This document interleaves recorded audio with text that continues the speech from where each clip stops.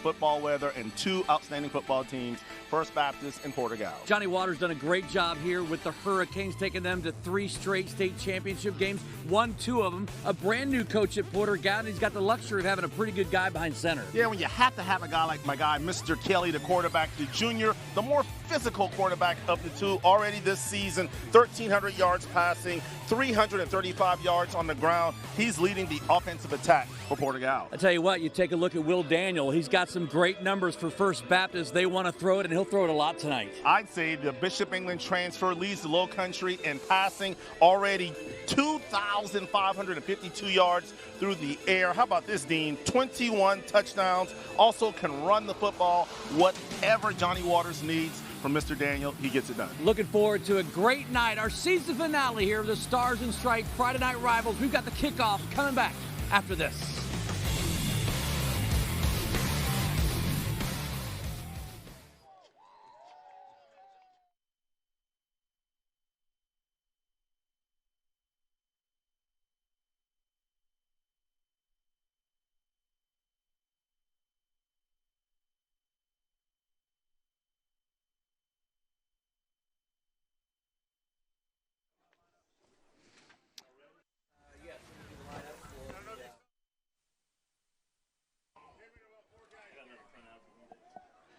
No, that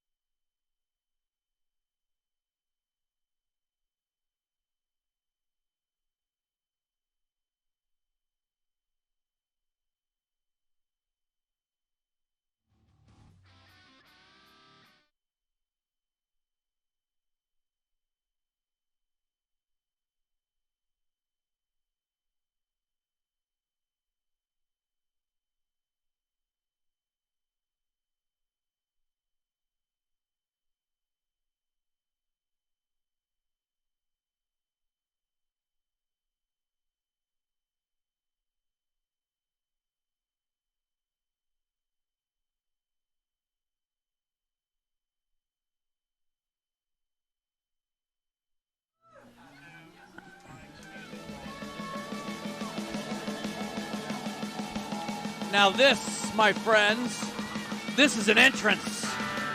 The Hurricanes loading up the M60 shells, blasting off in the end zone as we get ready to kick off Stars and Stripes Friday Night Rivals, brought to you by Cruz Chevrolet. Man, it is so good to be here with you tonight. Glad you could join us on this rare, chilly Friday night. Game time temperature brought to you by Roper St. Francis, where experience matters. 58 degrees as the kick is off. Davian Brown's going to take it on the far right side, swing it to the left side. This kid's got it out to the 45-yard line, and that's where First Baptist will take over tonight. Pushed out of bounds by Lafayette, 1st and 10 Hurricanes. Take a look at our Spink starting lineup for First Baptist. The offensive line anchored by Maybank, Ackerman, Mitchell, Blackstock, and Guest. Will Daniel, the quarterback, Davian Brown, the running back, and you've got 4 wide receivers, Wilson, Brown, Snow, and Chase Daniel. We've got a lot of stories to tell about these wide receivers. It is a very, very talented crew, Everett. It is indeed. Obviously, when you look at this wide receiving crew led by Sincere Brown, a young man that's already committed to go to the Appalachian State. So, yeah, a lot of talent on the field here tonight over on James Island. Brought to you from Kitty Ray's Smokehouse. Sincere Brown just about, 6'5". McKay Wilson about 6'2". You can roll a basketball out there tonight. Yeah, very similar to, the new norm, which is having those big, tall wide receivers that can go and get the football. With Daniel, one back. Brown, he's going to tuck it, look to run, still throwing it, going to lob it up, and there it goes up, and you pull the ball down. That's number Lucas Snow, number 3, the wide receiver. Daniel does a great job holding. Well, we talked about it. He leads the low country in passing, and on the first play, we see the arm and the agility of Mr. Daniel. A great start for this First Baptist offense. Headed up inside, that's Brown. Jitterbugs around in circles for a loss of 3. David Brown on the carry. Holston Black from the stop. It's a heated rivalry, Dean. Two schools that hate losing to each other. I expect nothing but the best in terms of effort from both squads. Loss of 1, 2nd and 11. You'll mark that a loss of 2. Second and 12. He's going to roll to his left this time. Pressure from the backside. There you see the elusiveness of Daniel. He's going to take it down, pop it out of bounds at about the 20-yard line. He's not afraid to tuck it and run when he feels the pressure. And that's exactly what Daniel did on that particular play, just trying to extend the play and get what he could to cut into some of the yards that they lost on the penalty. Looks like he picks up about 4 yards on the play. Leave it about 3rd and 7. McKay Wilson on the near side. Daniel back. That's where he's going to look. Forced out of the pocket. Pressured from the backside. Tackled there by number 23. That's Ned Hajalik, the sophomore defensive lineman. Ned Hajalik came from the backside. Daniel never really saw him in great pursuit. And that's what they're going to have to do to slow down this Hurricane offense. They're going to have to put pressure on Daniel. 4th down, 15. Sets up about a 4th and 14 now from, let's say, the 26th. When you have an offense like what you have at First Baptist, really everything is a makeable down, and we'll see what the Hurricanes do here. Got the 4 receivers set. Daniel's back. Looking across the middle. He's got his big target. It's going to be incomplete in the end zone. Turnover on downs. Guys in the purple wanted the flag. Not going to get it. Good play defensively. I think they were looking for a little penalty flag, a little interference, but no call. And PG holds on the first game. So you look at the keys of the game tonight. Cruz Chevrolet for Porter-Gaud. That's one way you got to slow down this First Baptist offense. They did just that on that opening possession. This First Baptist offense averaging 36 points a game, so they've got to keep them in check. And if you're First Baptist, for Porter-Gaud, you have to contain Matt Kelly. He's an outstanding quarterback. They kind of believe they can win this game. So if you're the Cyclones of Porter-Gaud, get the ball in the hands of Matt Kelly and let him go out and do what he does best, which is lead this offense. Porter-Gaud football team led by Brad Bowles, first-year coach. At the 25-yard line. Kelly's back, going to hand it off. Going to move out to the right side. It's McGregor Kellett. Maybe picks up a yard or two as we take a look at the First Baptist Hurricane defense. It's Washington Jenkins, a transfer from Garrett, Devin Ray, Matthew Reed. Mikey Blandon is the guy. Followed up by Ross Greenhill, number 44. Really interesting story on him as well. We'll talk about that through the game as it's 2nd and 9 now for the Porter-Gaud offense. Kelly back, quick pass. It's going to be completed just past the 31-yard line.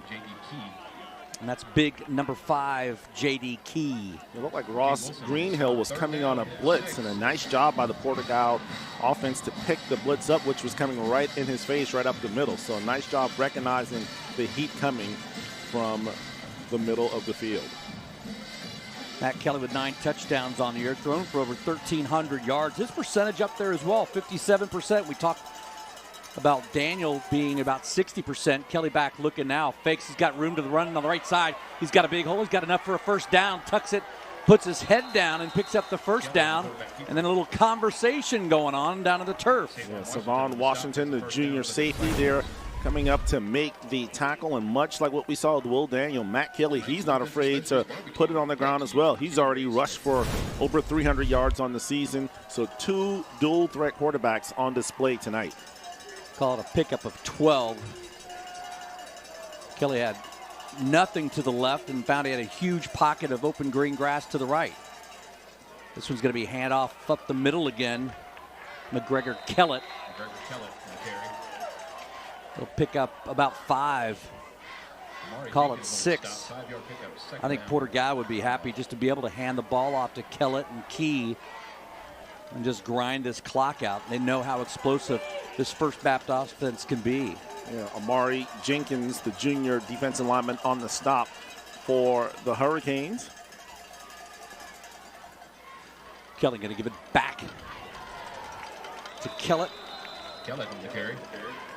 Going to be stopped for maybe a yard. Amari Jenkins again on the stop. Matthew Reed was the first Hurricane there to greet Kellett, and you talked about it, Dean. The best way not to let First Baptist to score is, well, have them on the sideline. So if Porter-Gaud can continue these drives, picking up first downs, getting a little bit here or there, and just really shorten this game, that gives them a chance in the fourth quarter. Absolutely.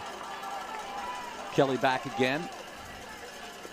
Keep an eye on 42, Blanton. He's going to throw it out. Little high, tipped, and caught. A big hit made. Well, they're going to say the ball was dropped. I think Ramon Kelly, with that last touch right before he came down with the catch, was able to knock the ball out of his hands, and that will result in an incomplete. But yeah, it looked like he was going to make the circus catch, and you see right there the contact by Kelly breaks it up, and they'll bring up 4th down. Good concentration by Tobias Lafayette. Another really good skilled player for the Porter-Gaud offense. Not able to hold on to it after that big hit. The one hop on the punt. Looks like it was blocked a little bit. It's going to tip away and be down at about the 40-yard line. So a lucky break for Porter-Gaud just to get that ball off. Yeah, it looked like, I believe that was David Ball back there handling the kicking duties, I believe. And it could almost be a shortstop, Dean. He kind of caught that one on a one-hopper. We're scoreless as we head to our first break. You're watching Stars and Strikes, Friday Night Rivals, driven by Cruz Chevrolet.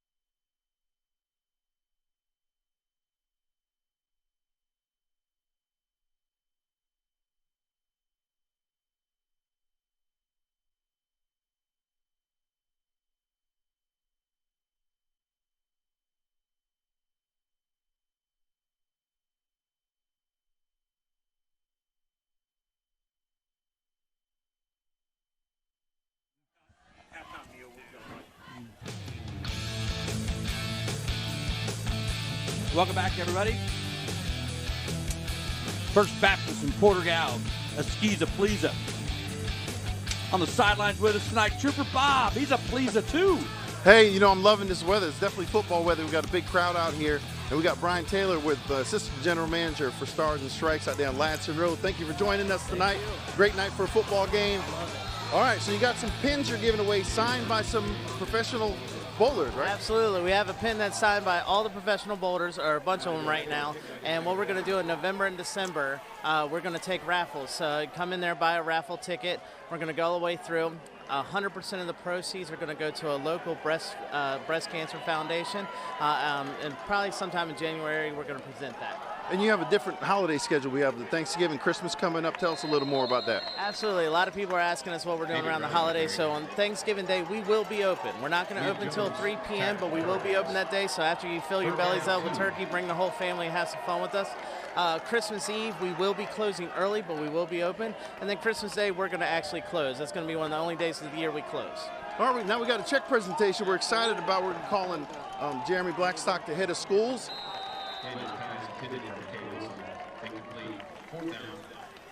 Stars and Stripes proud to present each participating homeschool a check for $500. The grant provides each school with extra funding to help make their school great. Over the past 9 seasons, Friday Night Rivals and our sponsors have donated more than $100,000 to Low-Country students and schools. Congratulations from MyTV Charleston, ABC News 4, and Stars and Strikes. Speaking of strikes, almost a strike there from Will Daniel, but overshot just a little bit, and it will result in a punt for First Baptist. Big boot right there from Ross Greenhill. Going to drop at about the 23-yard line. And a flag comes down way after the play, deep back behind the play. Greenhill and J.D. Key. Let's see what they call here. But they were the only two around the flag. Key and Greenhill. Maybe they're having friendly conversation about organic chemistry. Looks like a legal substitution. Dean, if you're at home and wondering why the officials have their backs that was the only problem. We talked to Johnny Waters earlier this week, and he really wanted the camera crew from our main camera, showing the home stands. He goes, I never understood that about football. So I said, hey, man, we're your guests, whatever you want. So we can actually wave, Dean. We can just wave out the window and everybody can see us. I see you there. Or I just looked to my right and I see you there. But yeah, it's very confusing because normally sometimes we look at the monitors. And now the other thing we have here tonight, which we just missed, we've got the referees mic'd up. So if we can zip our lips long enough, we can hear exactly what the call is. Mm-hmm.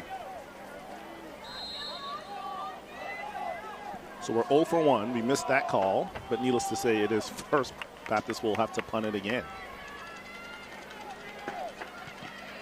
Here's the boot. Off the side of a foot a little bit. It's going to down at about the 32-yard line. So it was about an even trade, 5-yard penalty. Picked up about 5 yards, starting position for Porter-Gaud. As you can see, Dean, this is, not my first time, but in a while being out here at First Baptist. A gorgeous campus. A lot of people may not have realized that First Baptist is, at least the high school portion, is no longer downtown. It's over here on James Island. Really nice facilities. Great football weather and 2 good football teams on the field. Let's see what Matt Kelly's got. Had a nice drive that stopped a little short. He's going to go back up the middle as Mitchell Coleman picking up maybe a yard or so. They've got a couple of really good running backs that they'll run in. Coleman, you'll see Charlie Thomas a little bit. Seen McGregor Kellett on that first drive. Mikey Blandon and Devin Ray. Mikey Blandon, transfer from West Ashley. Just only 107 tackles on the season for Johnny Waters. It's safe to say he always seems to find his way around the football, which is what you like to have from your defensive unit. Keep an eye on number 11, Tobias Lafayette. Kelly's trap, pocket collapses. He tries to spin to maybe pick up a couple of yards as he scrambles again. Jake Daughtry on the stop for the Hurricanes. Jack Daughtry Brings up 3rd down and 6. Senior making the play and denying the Cyclones for making up any additional yards. Hey, fans, we're giving you an opportunity to vote for tonight's Rockstar Cheer of the Night. Log on to abcnews4.com/poll and vote for either of tonight's teams, the Cyclones, the Hurricanes. Cast a vote for the Rockstar Cheer of the Night. We'll have the results later in our football game. The Cowbells are out in force tonight. 3rd and about 6 for Kelly. He's going to roll out to his left. He's going to throw it. He's got a wide open receiver on the far sidelines. And that is to number 8, Harry Gaddy, one of his top receivers. And there to force him out of bounds was Davion Brown, just an 8th grader. And you're right, that just goes to show you the athleticism of Matt Kelly, rolling left, throwing across his body. Never really got his feet set, but still able to deliver it to his wide receiver for a first down. Kelly does a nice job back in that pocket, has a good sense of when it's going to break down, knows when to tuck it and run, and they're moving the pocket. He sets up again, looks downfield, not going to escape that time, though. And that is Davion Brown, number 22.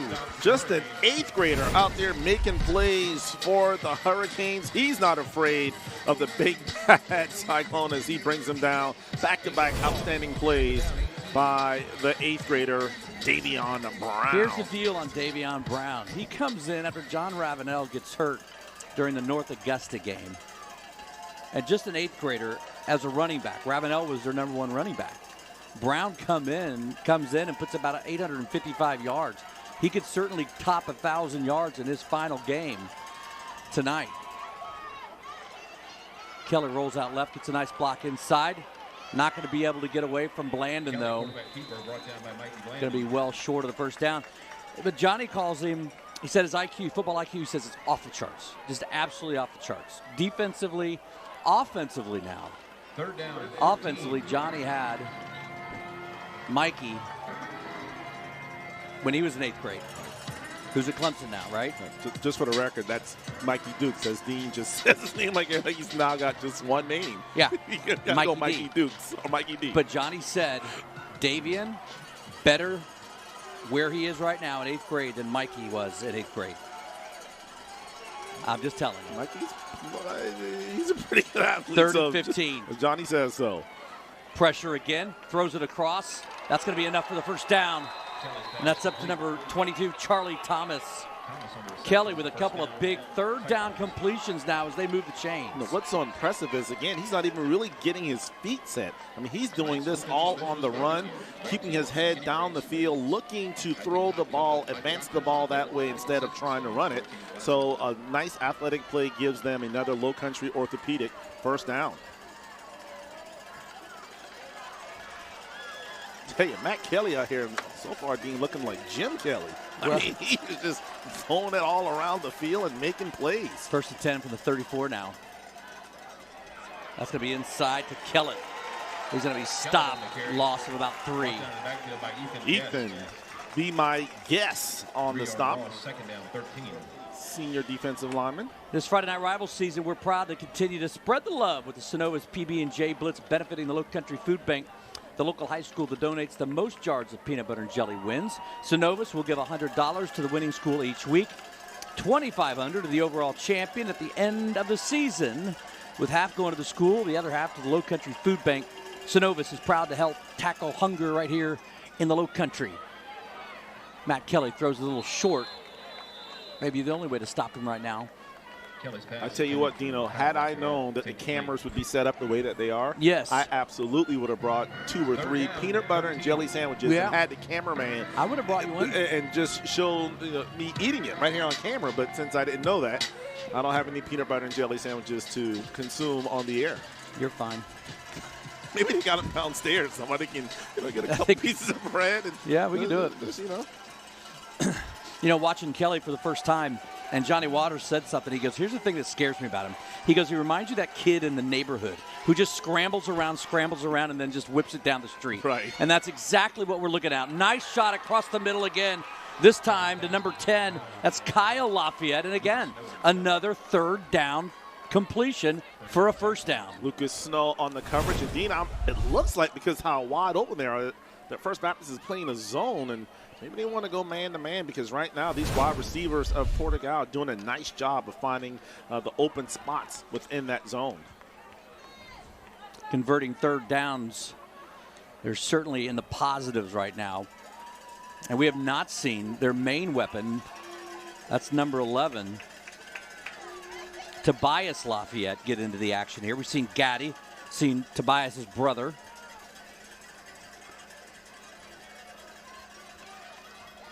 First and 10, looks to pitch it, and he will. Good defensive play. As number 1, Savon Washington, coming up from his secondary position. Saw the speed there. I found my player. Each week I find somebody on the defensive line. This week I think it's going to be Mr. Jenkins, Amari Jenkins, the offensive lineman, defensive lineman, number 59 for the Hurricanes, doing a nice job kind of stretching that option pitch out and able to run down the defender. So, yes, Amari Jenkins, you, my That's friend, your guy, huh? are the E-Dog spotlight player of the game, and I'm going to keep my eye on you.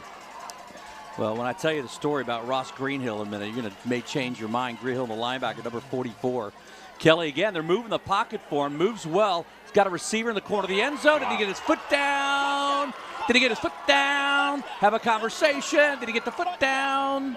Throw your hands in the air, wave them like you just don't care. And we still don't have a decision. No, that's an incomplete there pass. You go. Man alive. Right there, Kelly's like, are I you can't sure? wait to see the replay here. Let's take a look. Let's see, here's the catch. Does he drag the foot? Oh, I don't know. Did it look like he got the that foot right got foot down. in? Yes. The foot got down. All right. So the Hurricanes catch a break there. Yes. But again, another nice job by Matt Kelly. You're right, Dean. He is finding Charlie Thomas. He is that quarterback right? that draws the play up in the sand. Right. Like, you go here, you right. go here, and I'll just throw it to you. Right. He'd be the stud on Backyard Football in the old video game, right? Kelly back in the pocket. Got a ton of room to the right if he wants to run it. And he does. Going to pick up a blocker, and then he's going to throw it to the end zone to Lafayette. Checks his feet. There's a flag. Looks like he crossed the line of scrimmage. To say, he ran an awful long way not to be across the line of scrimmage. I don't know if he crossed it that much, but hey, all it takes is an inch, right? See, he's running north and south. He's not running east and west, so you can't run that far, without being across the line of scrimmage. So it's safe to say it might be a legal forward pass. 5-yard penalty. Well, the crazy part about that play is he had a blocker out in front of him. I believe that was Kelly. But if he wanted to run that football, he would have got the first down, maybe a touchdown. 5-yard penalty, loss of down. And also, Dean, that's huge because that's also a loss of down. So now you go 4th and 10 on a touchdown called back because of a penalty. And I'm not so and sure. a touchdown taken back on a. Dean, could he just run that in? There was really no purple jerseys in front of him. I'm glad after 10 weeks you continue to listen to me. Kelly back, 4th and 10 now. Steps up. He's got Lafayette in the back of the end zone. That one is intercepted. And that is number 8, Sincere Brown. That's where the 6'5" height comes into play, just playing center field. The safety, nothing gets behind you and uses his height to go up and intercept the football. And Sincere Brown, an outstanding wide receiver, coming up with the big defensive stop. And by the way, Dean, it's been more than 8 games. It's probably more like 20 years. If I've got that right.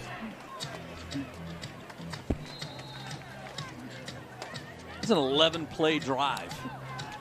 And 2 touchdowns. He got 0 points to show for it. Well, not 2 because, of course, the other one was across the line of scrimmage. All right, Daniel back now. Porter-Gaud's defense all over the place. But look at these moves. Look at him go in the middle and then to the outside. That is McKay Wilson. I like it. And if you're Johnny Waters, you're thinking, hey, just turn it up the field, get up the field. He probably ran about 30 yards and picked up 5 yards on the play. Yeah, but it looked awfully cool. That it did. We're locked at zeros. You're watching Stars and Stripes Friday Night Rivals, driven by Cruz Chevrolet.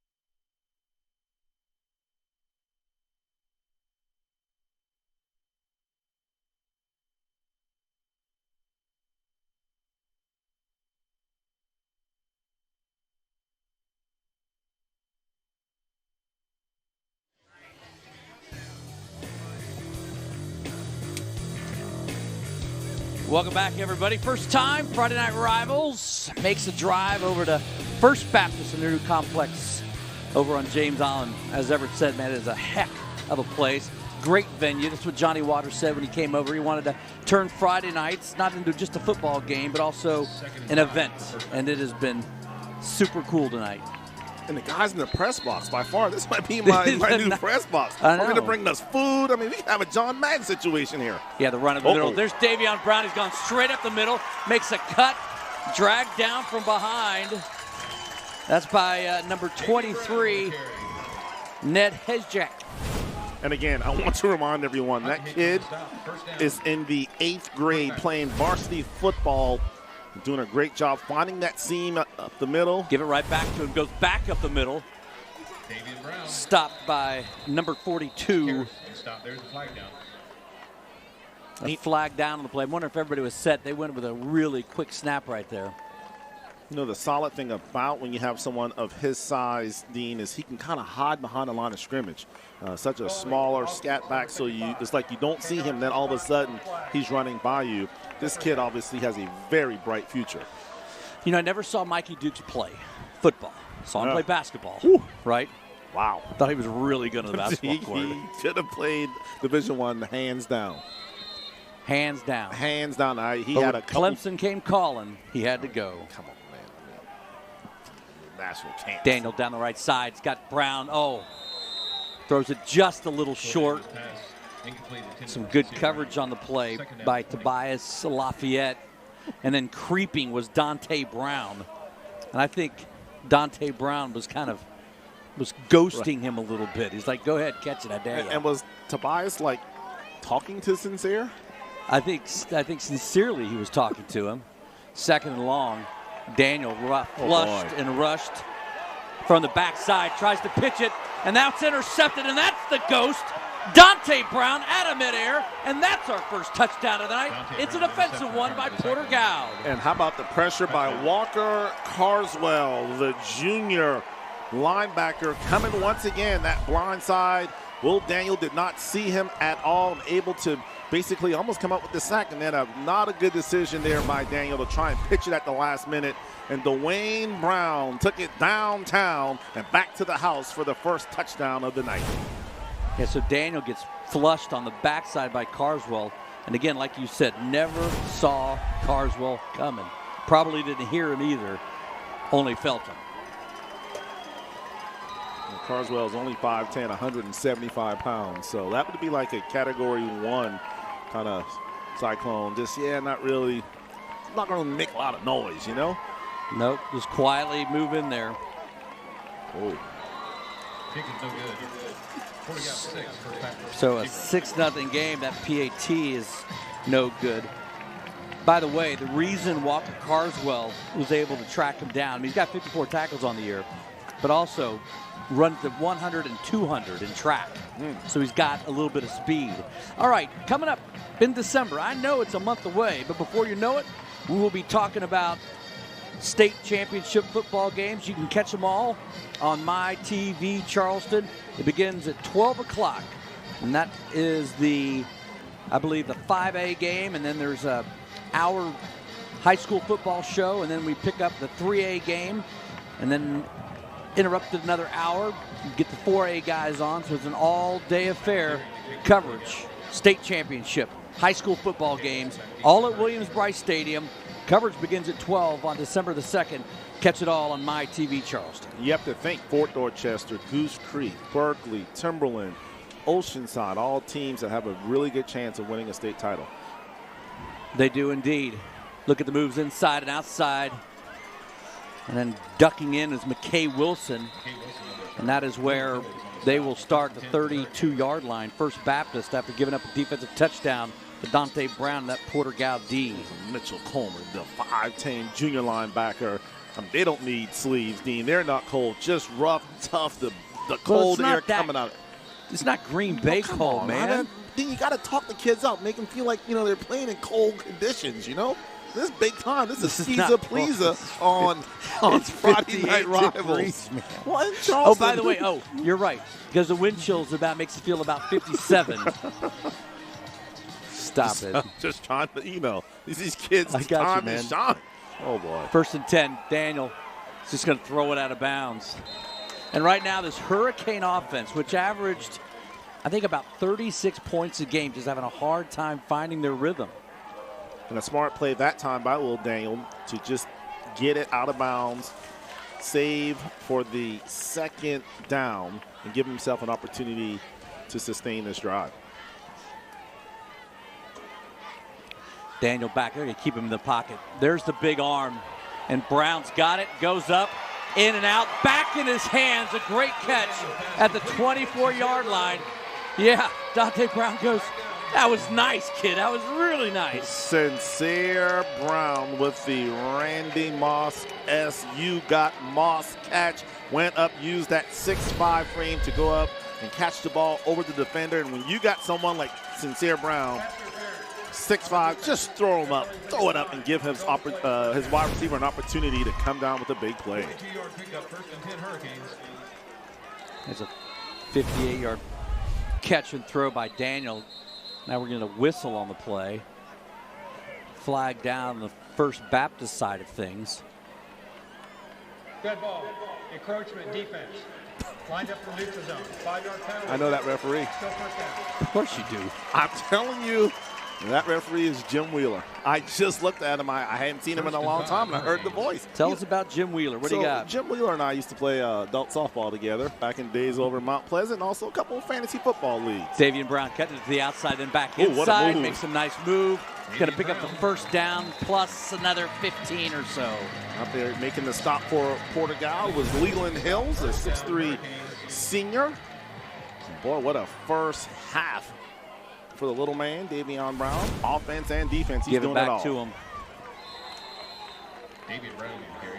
I think That was David Chikaris, the linebacker, the senior, with a stop around the ankles. Parker Murphy as well. I think they've had enough of the little man running up and down the field on them.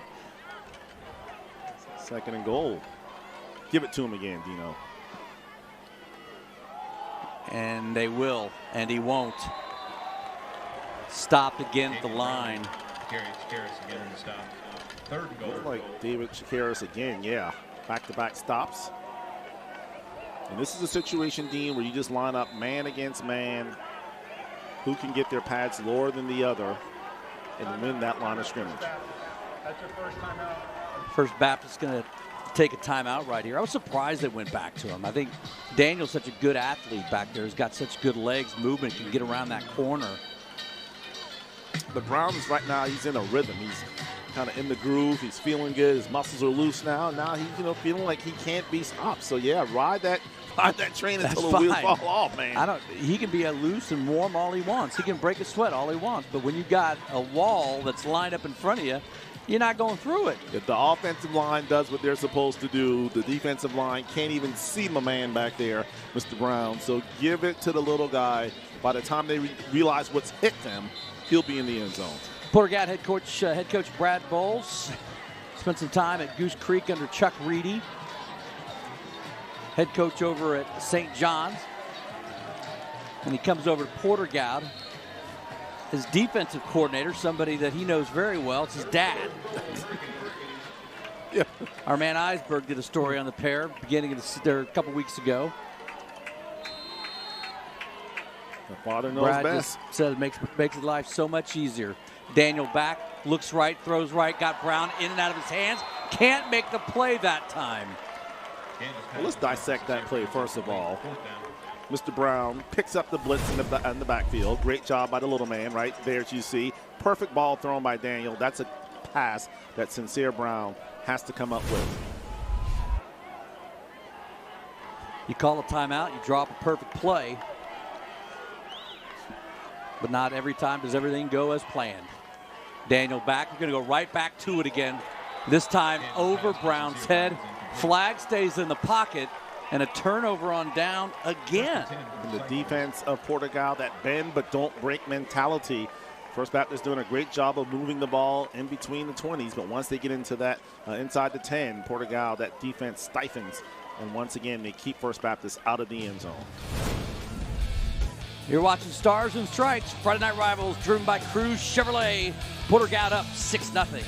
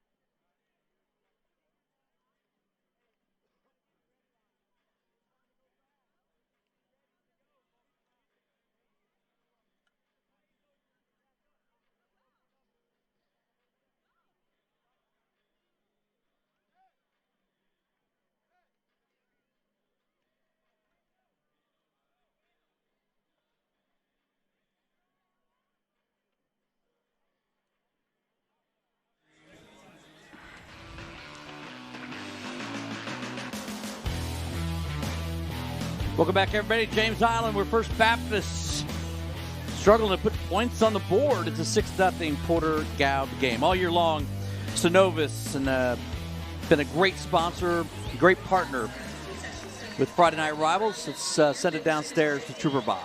Yeah, we're talking about the PB&J Blitz. We got Reed Bain with SYNOVUS, ALEXIS BARBALACE with the Lowcountry Food Bank. Thank you so much for coming out here tonight. It's such a great partnership with you guys. Tell us about the PB&J Blitz. You guys exceeded your goals. Yeah, so this is our second year doing it. Last year, in total, I think they raised about 26,000 pounds of peanut butter and jelly.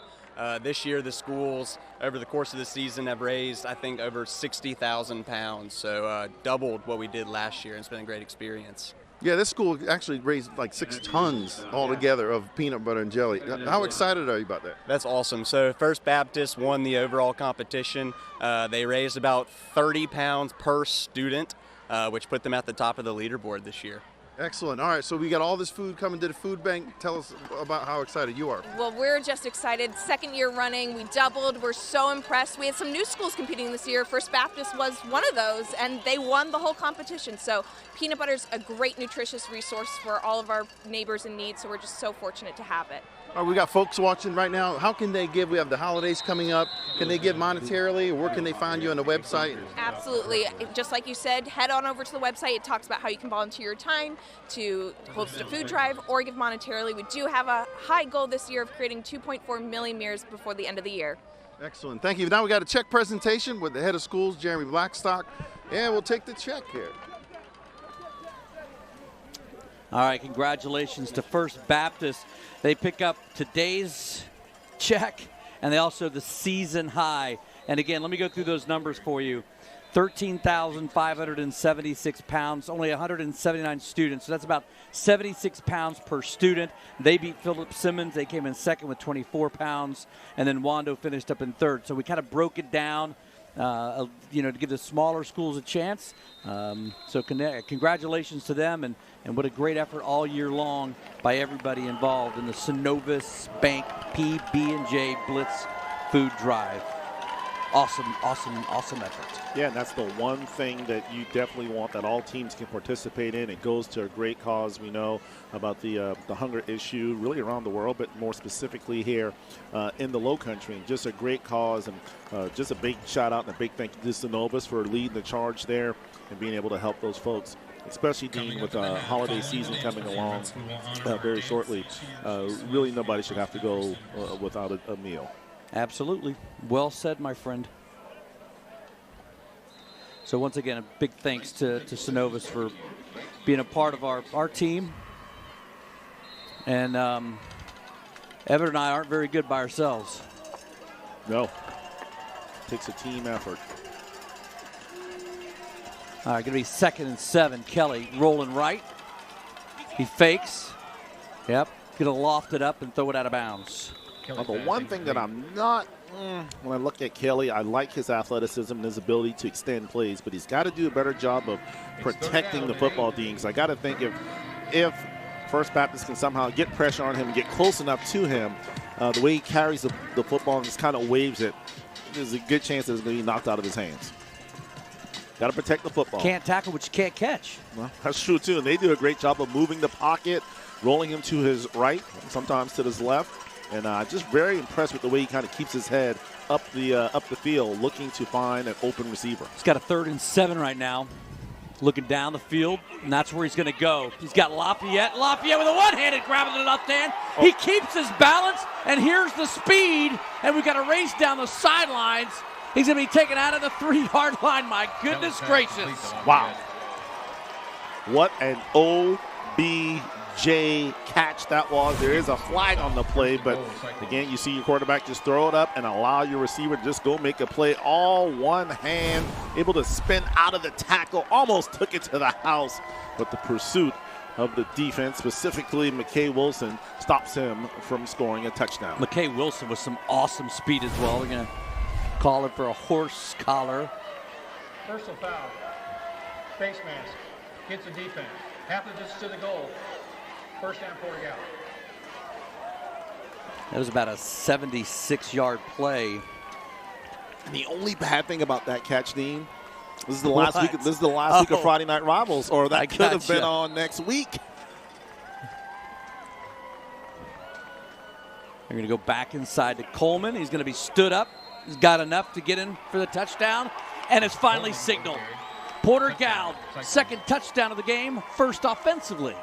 And really, all of the offense for Porter-Gaud has come through the air, but when in need of short yardage, Mr. Coleman, Mitchell Coleman, the junior fullback, able to plow his way into the end zone, and the Hurricanes not able to keep him out. And Porter-Gaud extends that lead.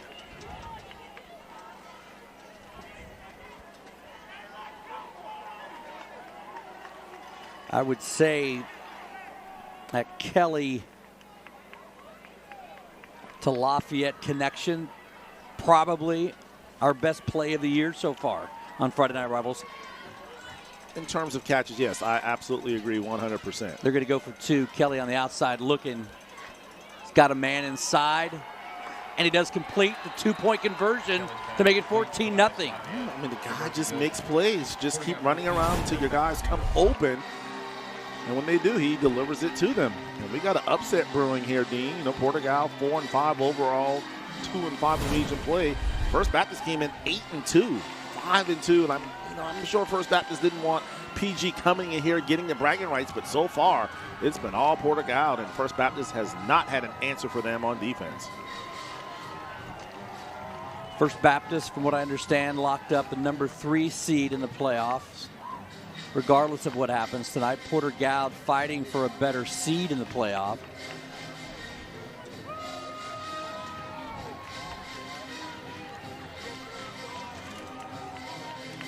Let's go down to the sidelines. We have our David Ayler Law Office Educator Spotlight. Trooper Bob, who you got? Hey, I've got the head of schools, Jeremy Blackstock, here with me. Thank you so much for coming out here today. It was a beautiful night for a football game. All right, so your school contributed, we're talking about over 6 tons of peanut butter and jelly to the LOWCOUNTRY Food Bank in SYNOVUS. So how excited are you about that? It was great because this is a really short window that you find out that there's this competition going on and you only have a certain amount of time, and you know, coordinating both campuses and all of our families. But our families really stepped up, like First Baptist families do. They step up. You know, there's a beautiful campus, and we were talking about some different additions going on here. Can you tell us a little more about that? Well, we're in our 70th year of operations, and our history is downtown. And of course, we have the beauty of downtown. But we're fortunate enough to be out here in creation, and we've created an outdoor trail, and we hope to grow into an outdoor learning space because we really talk about teaching the whole child here. And there are students that love that. They love the outdoors, and they want to be a part of that. And we're trying to add that into our overall curriculum for our students. All right, so tell me real quickly what you do with your family at 9 o'clock. We got to make sure we know where our kids are. Every time you're on TV and you ask at 9 o'clock, where are your kids? Excellent. Thank you very much for joining us. All right, we're here. Everyone's excited. Look, they're all around the fence line, in the stands. No one's left yet. We got some more football for you. All right, Trooper Bob, thanks. McKay Wilson taking the ball out to about the 44-yard line. Wilson doing a little bit of everything. 6'2". You saw the speed on that defensive play. Getting some looks by Furman and Charleston Southern, the Citadel. Offensively, 8 touchdowns, 820 yards receiving. And right now, this is a First Baptist offense that needs to put points on the board. Brown taking it out for 4. Tackle made by Parker Murphy. You're right, Dean. They've got to answer.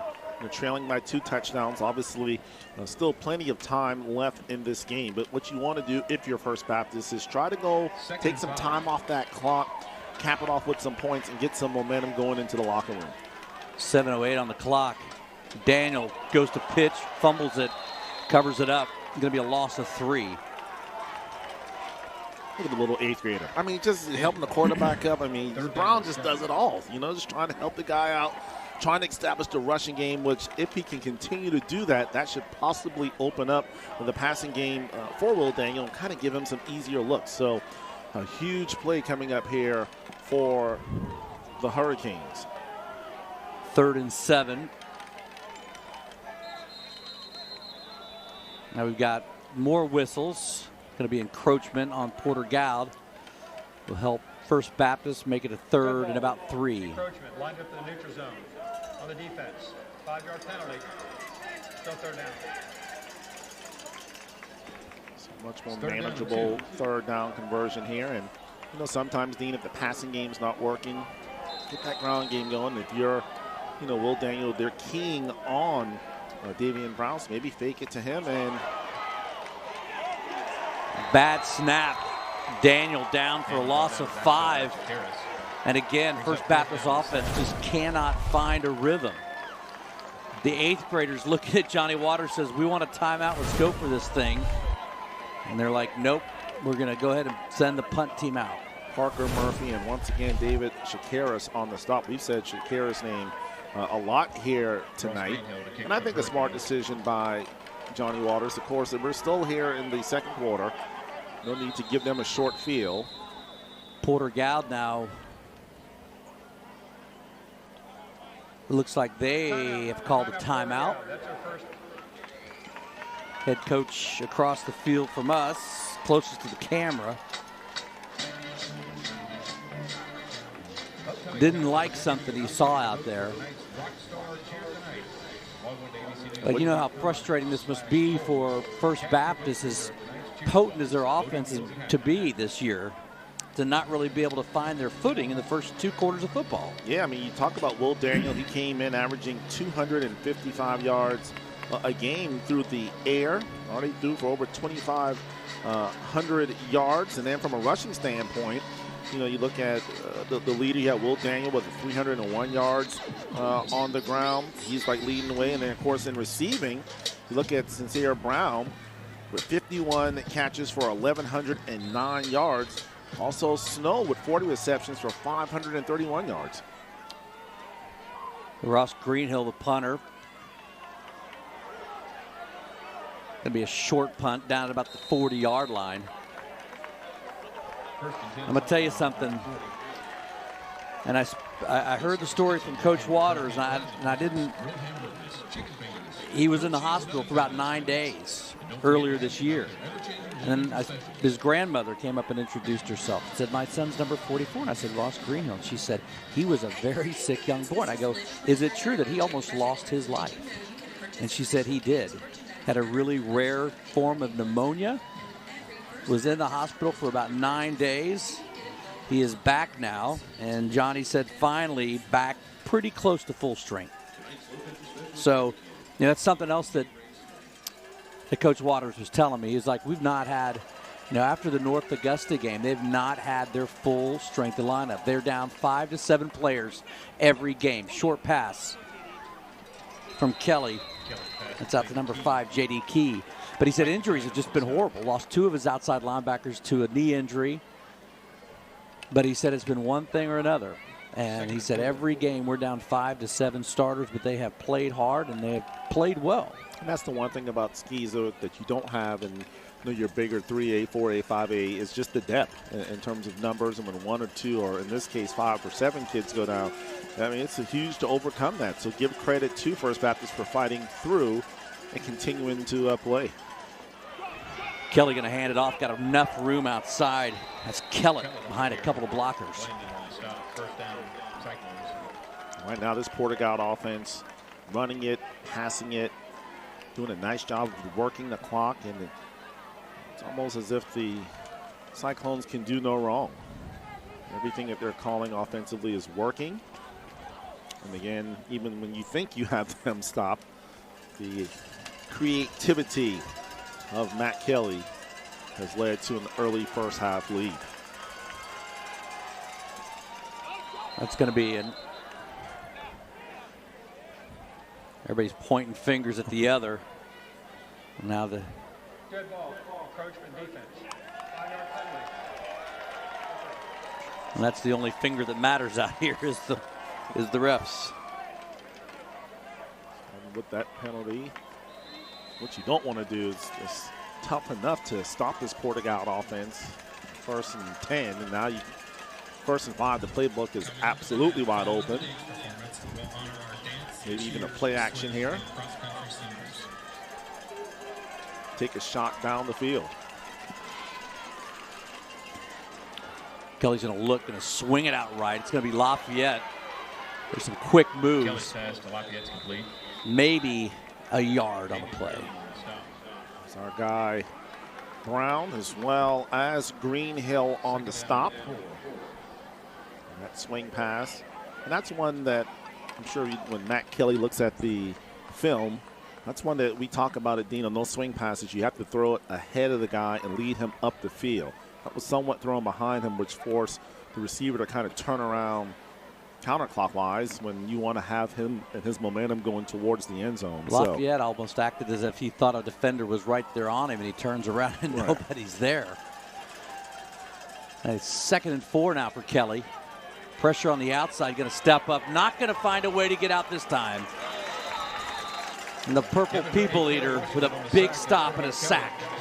Yeah, it looks like Caleb Washington as well as Devin Ray on the stop for the Hurricanes. Talked about getting pressure. Went off that end.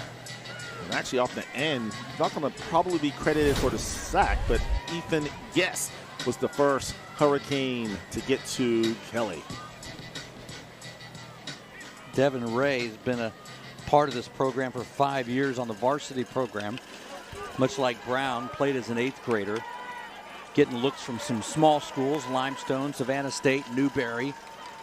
Kelly back, getting pressure again, steps up, and he's got Lafayette down the middle. Lafayette again for the 2nd time, a long gain, a 2nd time.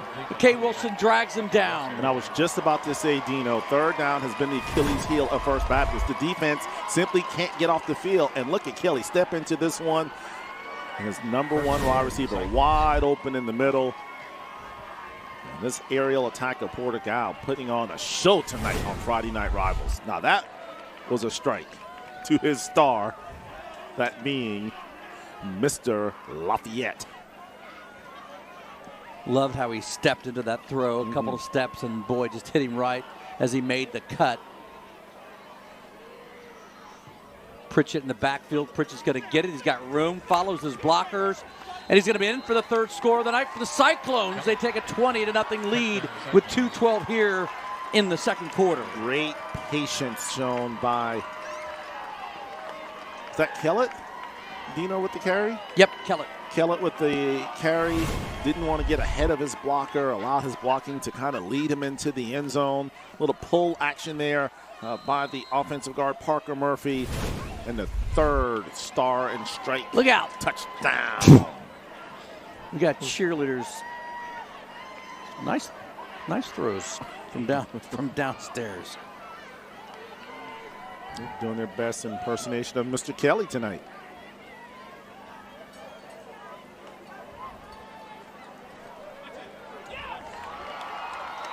That PAT is good to make it a 21-0 game. So for the 2nd drive in a row, the Kelly to Lafayette connection. The first time for 79 yards, this time for about 58. Sets up 2 short touchdown runs, first by Coleman, and now the 2nd one by McGregor Kellett. Think about it at the half. You're the First Baptist defense. You've really done a nice job on 1st and 2nd down. But it's the 3rd down that's killing them every single time. Yeah, their 3rd down conversions. And here's the other thing on the 3rd down conversions. It hasn't been 3rd and short. Yeah. Right? 3rd and double stick. Right. That was what, Dean, 3rd and 13? That was 3rd and 13. And these guys are just running wide open in the secondary. But I can tell you right now, this is not going to be a pleasant locker room. They're just got to MTA. You got to make those adjustments to what First Baptist is doing. If you're, Porter-Gaud, if you're First Baptist. That's Dove Fishburne taking it out to about the 35-yard line.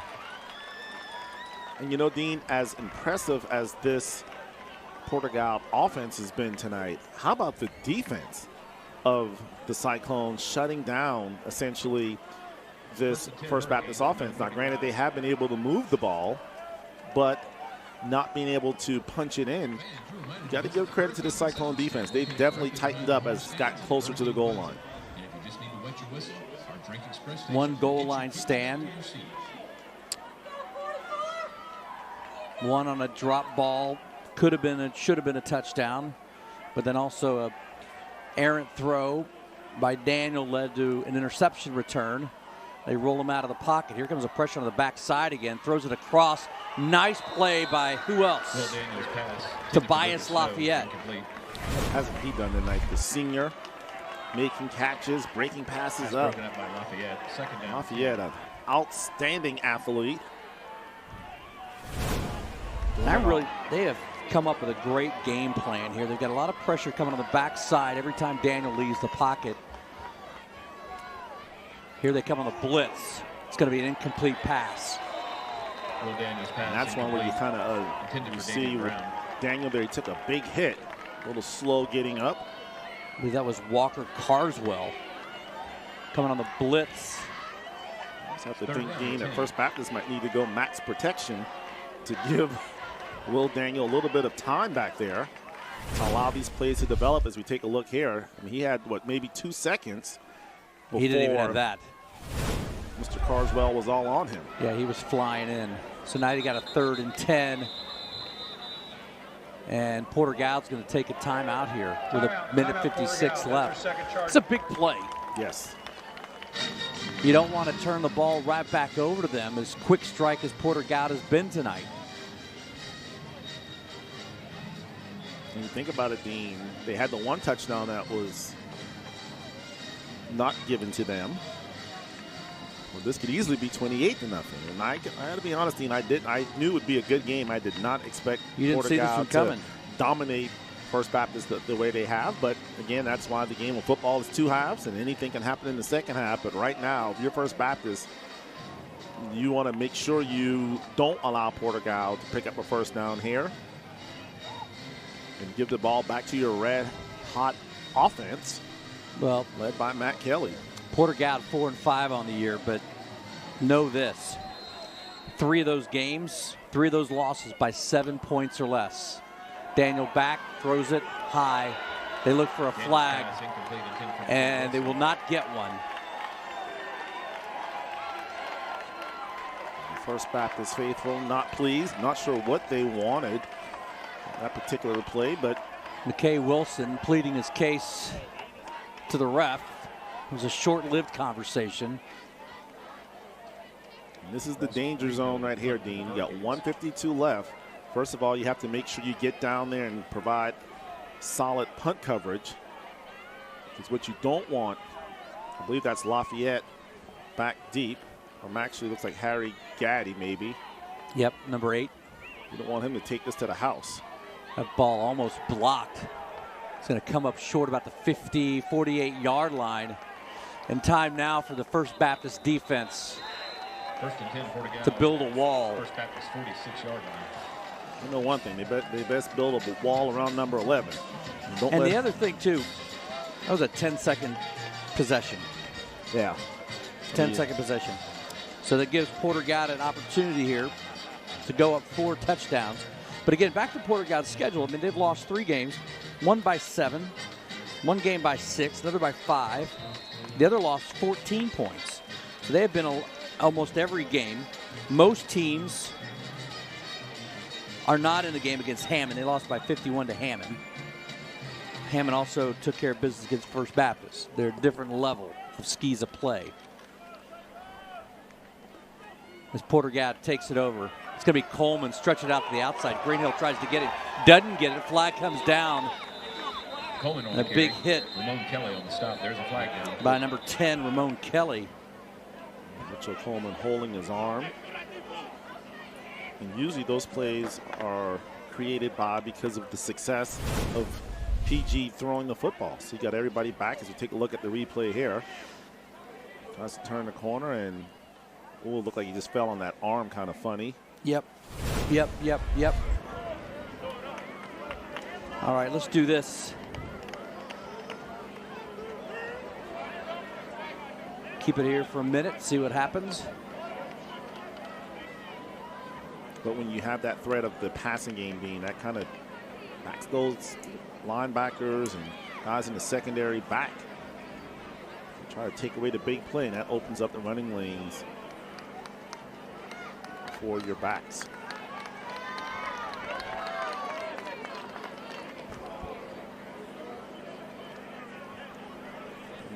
Mitchell Coleman, 5'10", 180-pound junior. Junior linebacker and running back. Yeah, looked like Mike Allstott there, Dean. Turning the corner. There's always comparisons, Dean. I mean, come on.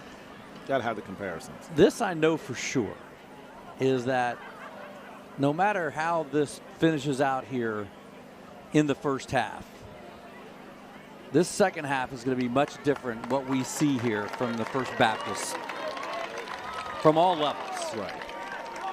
I've known Johnny Waters for a long time. He does not like deficits. He does not like to be down. And that's when you have to challenge them. Say, hey, you know what? Don't worry about the scoreboard. Play like the score 0-0 and come out and win the second half. Just as much as you were dominated in the first half, if you come out and dominate in the second half, it's a brand new ball game. It's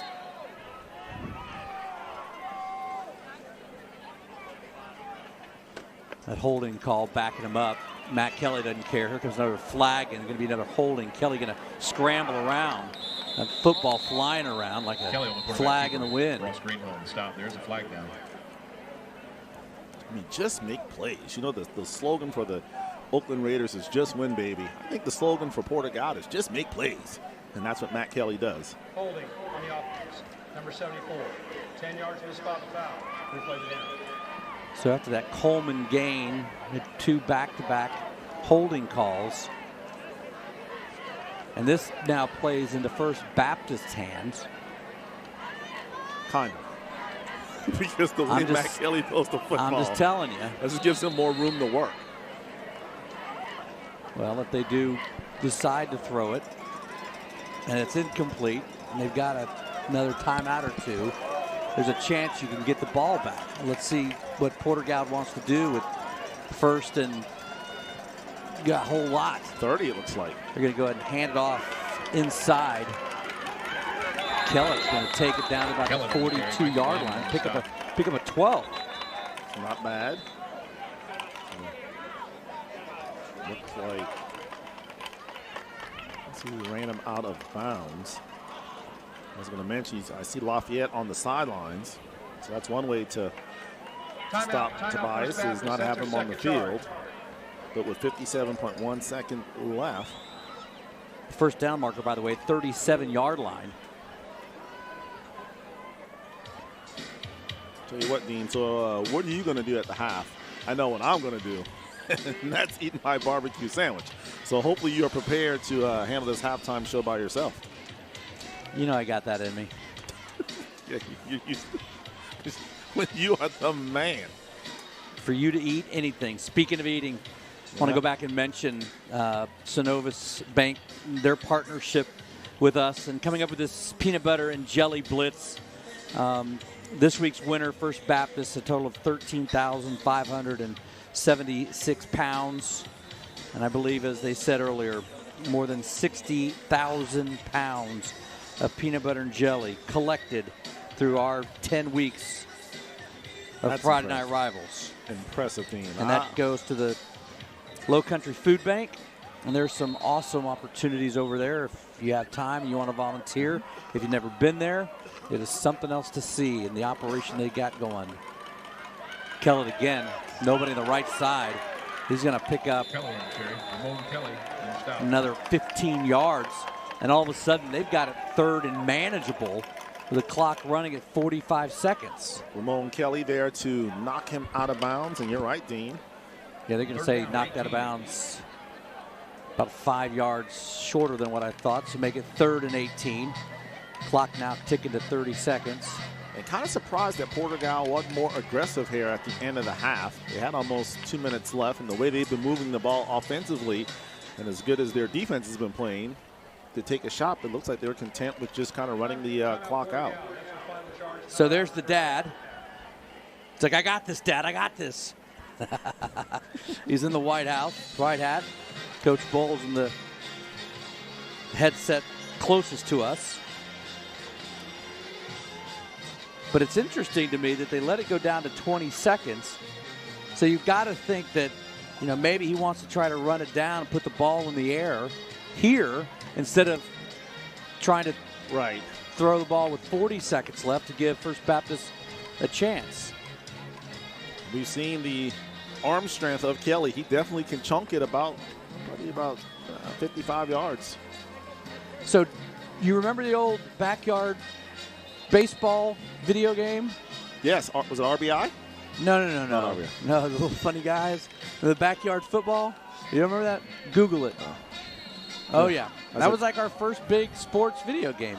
The little guys running around. Well, as a dad, I know the backyardigans. Well, Backyard baseball. Here comes a blitz up the middle by Greenhill. They're going to flush the pocket. Kelly's got it to the outside. If he wants to run it, he will. He's going to tuck the ball. He's going to take the first down and then some. And now First Baptist can call a timeout with 8 seconds left. But see that, well, they don't want to call a timeout. They want to run the clock out, and that's what I mean. Porter-Gaud, they're going to have to spike the ball. They don't have any timeouts. There's the spike. And that's why, Dean, I was so just puzzled by them letting that amount of time go off, off the clock. Well, so I got a chance for like one play. I got to tell you, when Johnny Waters told me on the phone the other day when we were talking about this game, he goes, what scares me, he's like that kid in the backyard that you just can't catch. And now I believe him. He's just athletic, can run it, throw it. Back in the old XFL days, Dean, where they allowed the guys to put their nicknames on their jersey. His would be, I make plays. You like that? He just does. Like you said, he just extends the play. You like it better than Backyard Kelly? Backyard Kelly. BYK, I guess that would work too.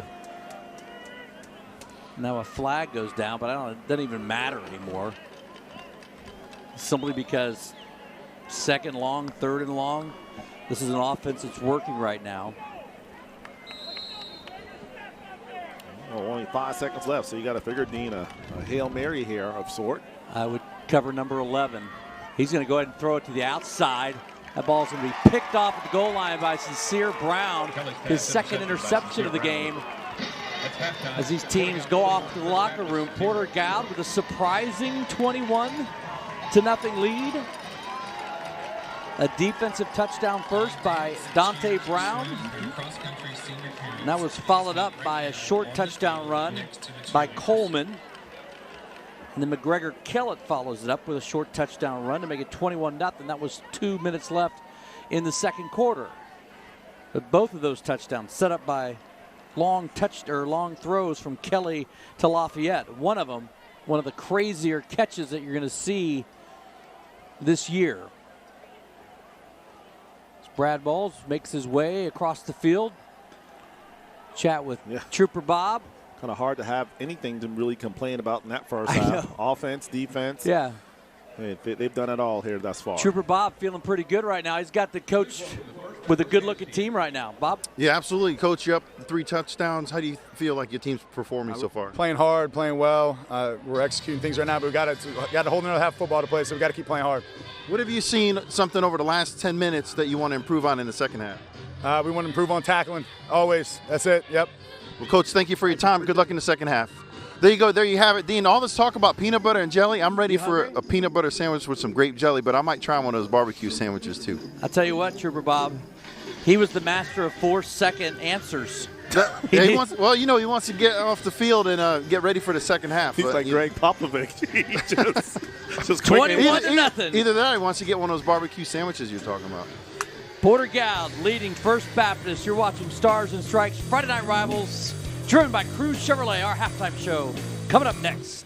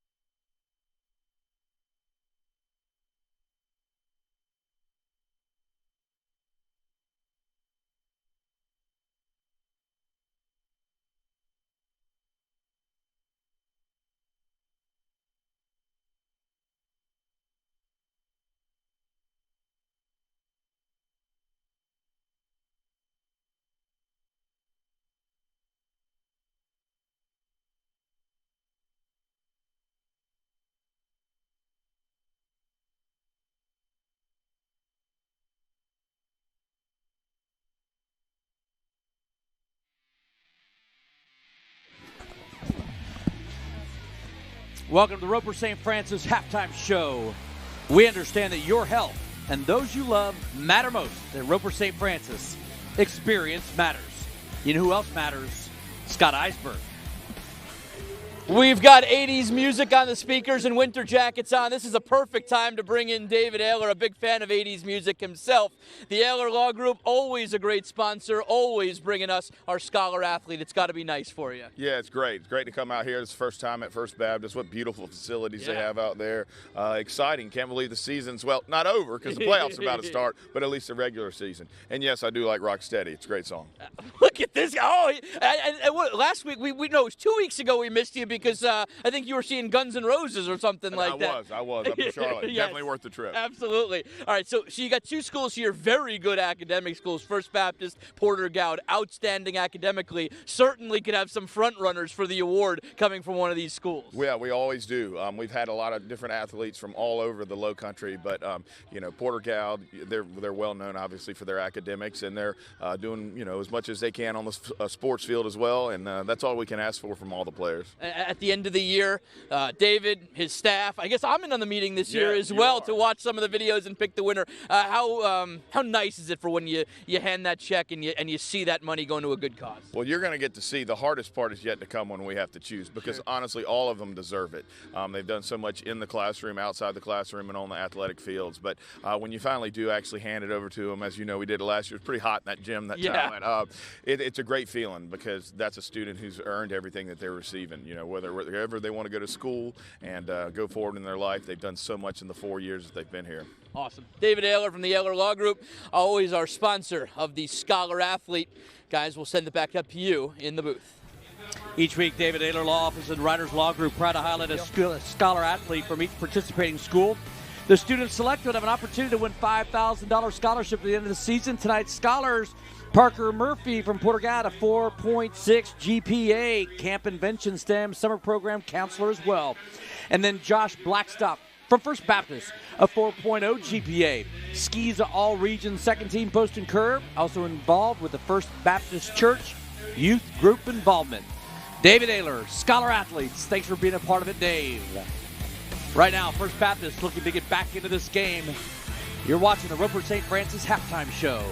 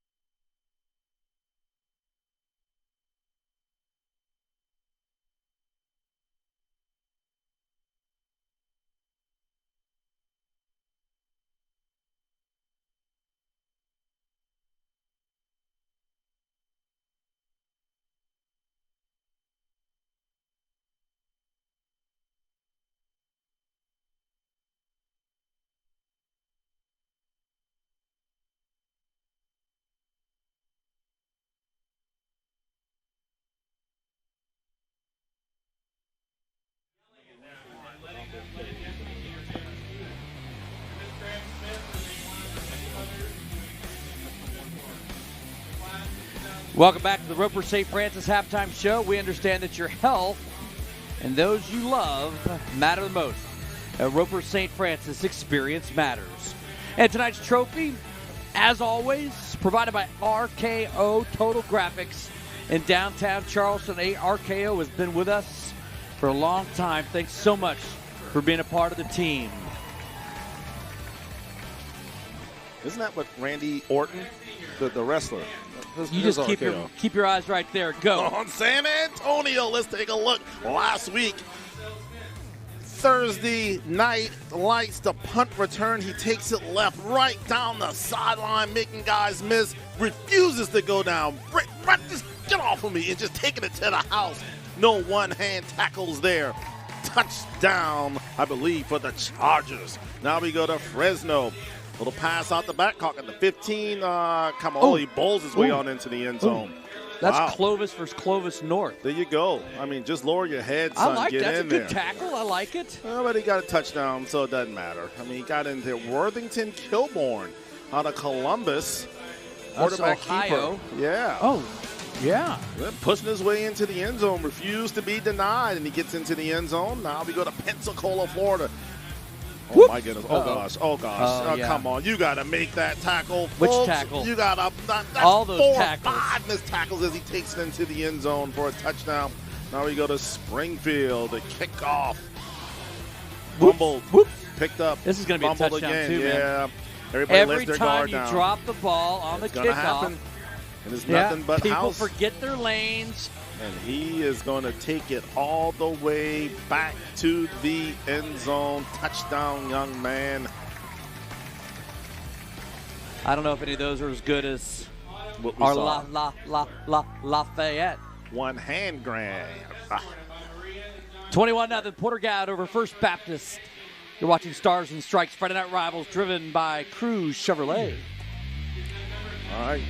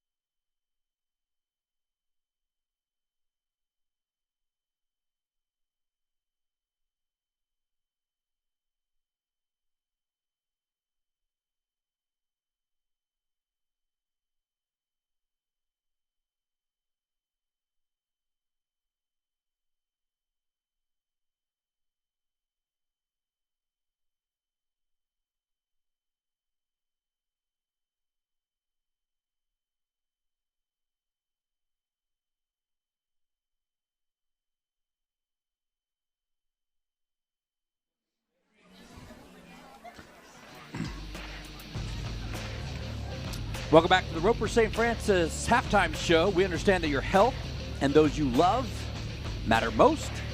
At Roper St. Francis, experience matters. Hey fans, we're giving you an opportunity to vote for Star Cheer of the Night. Log on to abcnews4.com and vote for either of the teams.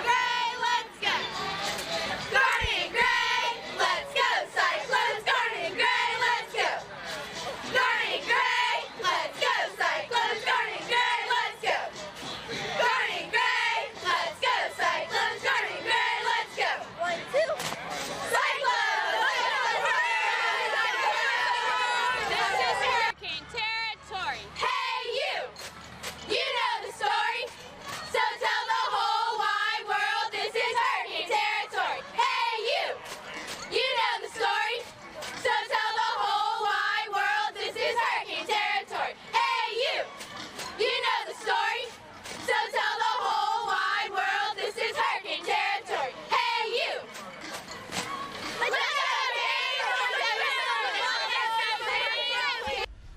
There you go, our cheer of the night. Go to abcnews4.com, poll, vote for either tonight's cheer squads, the Cyclones or the Hurricanes. You can cast your vote in the Rockstar cheer of the night. What other results coming up a little bit later in our football game. Got some early stats for you. Davion Brown, First Baptist, with 57 yards rushing. Porter-Gaud, 9 for 16, 191 yards for Matt Kelly. Tobias Lafayette took 3 of those passes, accounted for 125 of those yards. McGregor Kellett with 37 yards rushing and a touchdown, but it was that Lafayette play, that catch, that set up that first touchdown that was most impressive. And again, the defense of Porter-Gaud pressuring Will Daniel throughout the night. I mean, all over him, dominating that line of scrimmage, and Porter-Gaud coming up with a pretty good blitz package as well. Yeah, it's just hard to be able to find open receivers if they're open when you have guys constantly in your face. So, yeah, give credit to the defensive coordinator and the staff of Porter-Gaud not allowing Will Daniel to get comfortable here as we take a look at the highlights, Dean. And, this is the catch. That's the one-hand catch, and the spin out of the tackle and able to really get all the way inside the 5. And those big plays have really propelled Porter-Gaud to this early first half lead. Yeah, McKay Wilson coming with that tackle, showing a lot of effort, a lot of speed down the side. Interesting in talking to Brad Bowles, the new coach here, is that he really wanted to change things up, change the offensive philosophy a little bit.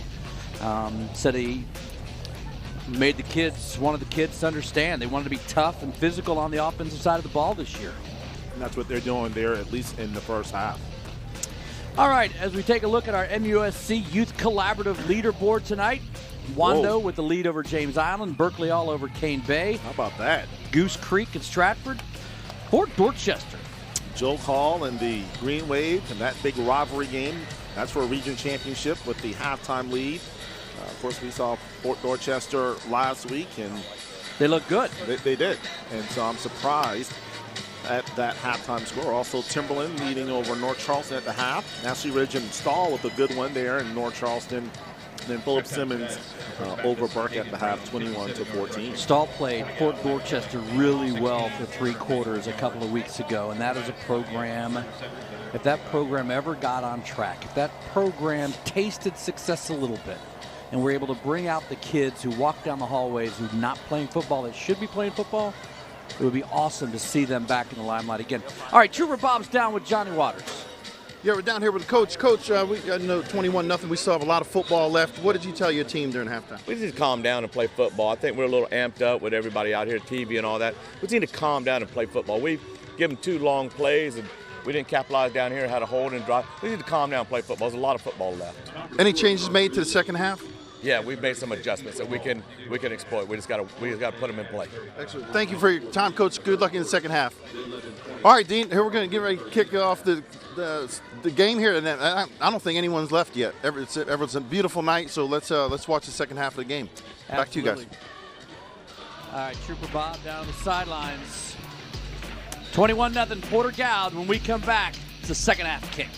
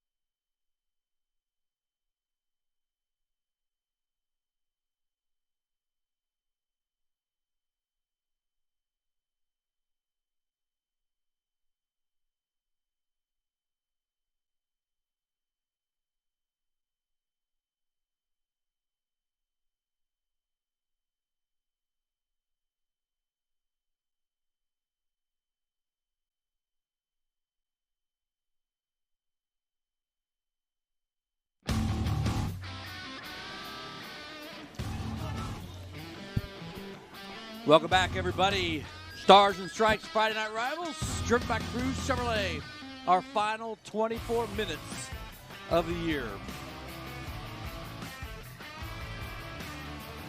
Been a great year, Dean, working with you and Darren last week. Always good, just, high school football. Friday nights is just nothing quite like it in the fall, and opportunity for these kids, football players, cheerleaders, band, just to showcase their talents. Tell you what, it's such a small, great community here, right? It's just a small world. I mean, right? Everett was just a puppy when I had him back in the sports office. He's interning for me. That's right. Right? Porter-Gaud's going to take the kick. Lafayette's going to take it about the 5, scoot around to the inside. Yep. They made adjustments all right. Davion Brown said, I'm going to stick somebody. Yeah, we were going to have a mic in the locker room at First Baptist at the half, but we decided, we're not going to do that.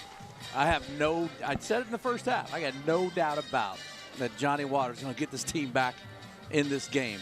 Even if they don't win the game, the second half is going to be considerably better, and I expect better effort from those kids. Like Johnny said, just relax, settle down, but you best believe Porter-Gaud is looking to step on their throats and win this game in a convincing fashion. It'll be interesting to see the adjustments they make defensively, see how they pressure Kelly. Kelly's going to go left, just toss it out to Key. He's going to be taken down about a 5-yard gain. Kelly's pass complete. Nice tackle made by Mikey Blandon. 5-yard pickup, second. You see these high percentage passes, Dean. Nothing fancy. Just trying to, trying to get going again. You're sitting in the locker room for the last 20 minutes. Trying to get your blood flowing.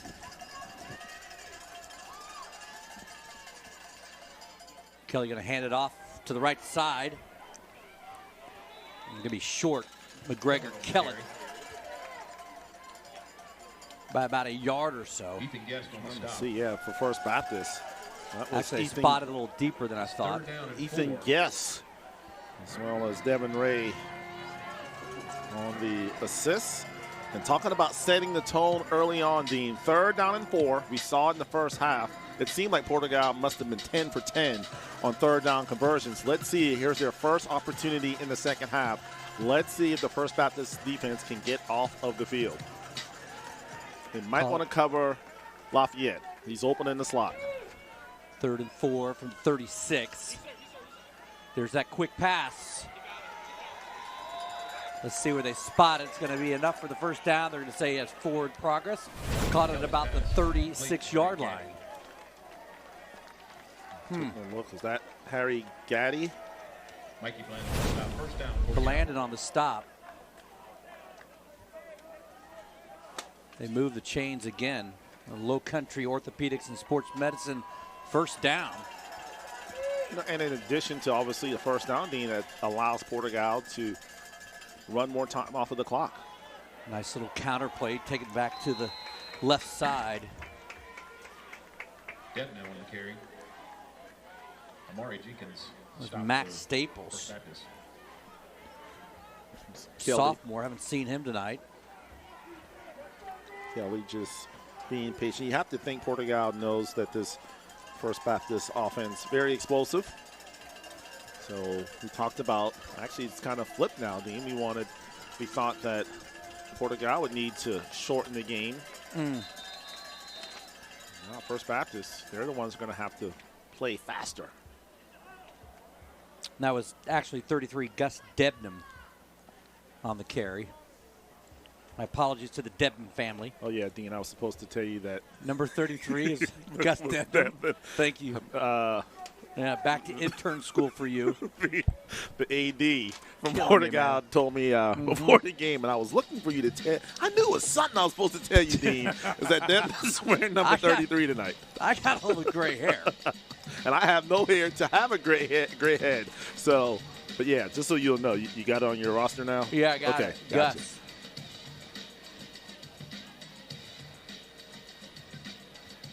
Not sure what's. There's a player down on the far sideline. Was it something? Or is it a chain? Yeah, I think it's the chain. Now here's the funny story. So before the game, the link. Will got a broken link. Will McCombs, one of the assistant coaches here, his wife Emily. That's if you go back on the sideline. So I went to school with Emily at Wando, and she's on the chain crew. So I said, Emily, if we have any issues tonight, there's Emily right there in the purple. She's probably texting somebody. She's probably texting you.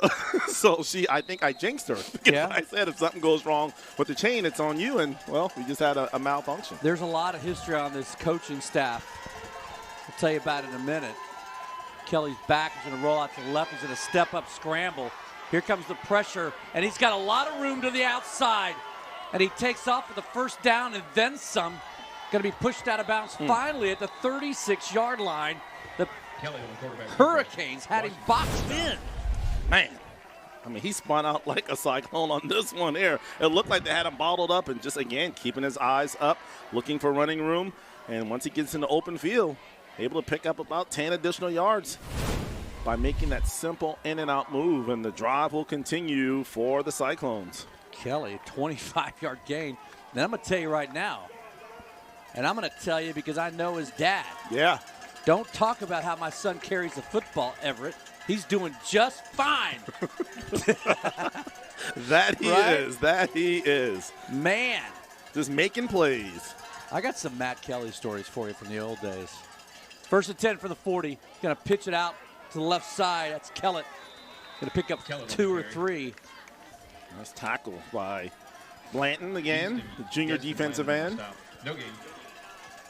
Nice job not allowing him to turn the corner. And this is what I mean, Dean. Look at this drive just continues already. Close to 9 minutes left in the third quarter. So only Porter-Gaud has touched the football thus far. And they still have, what, Dean, roughly about 40 yards to go. Well, to see how they change things and if they start just to, and if they're effective on the ground, then stay on the ground.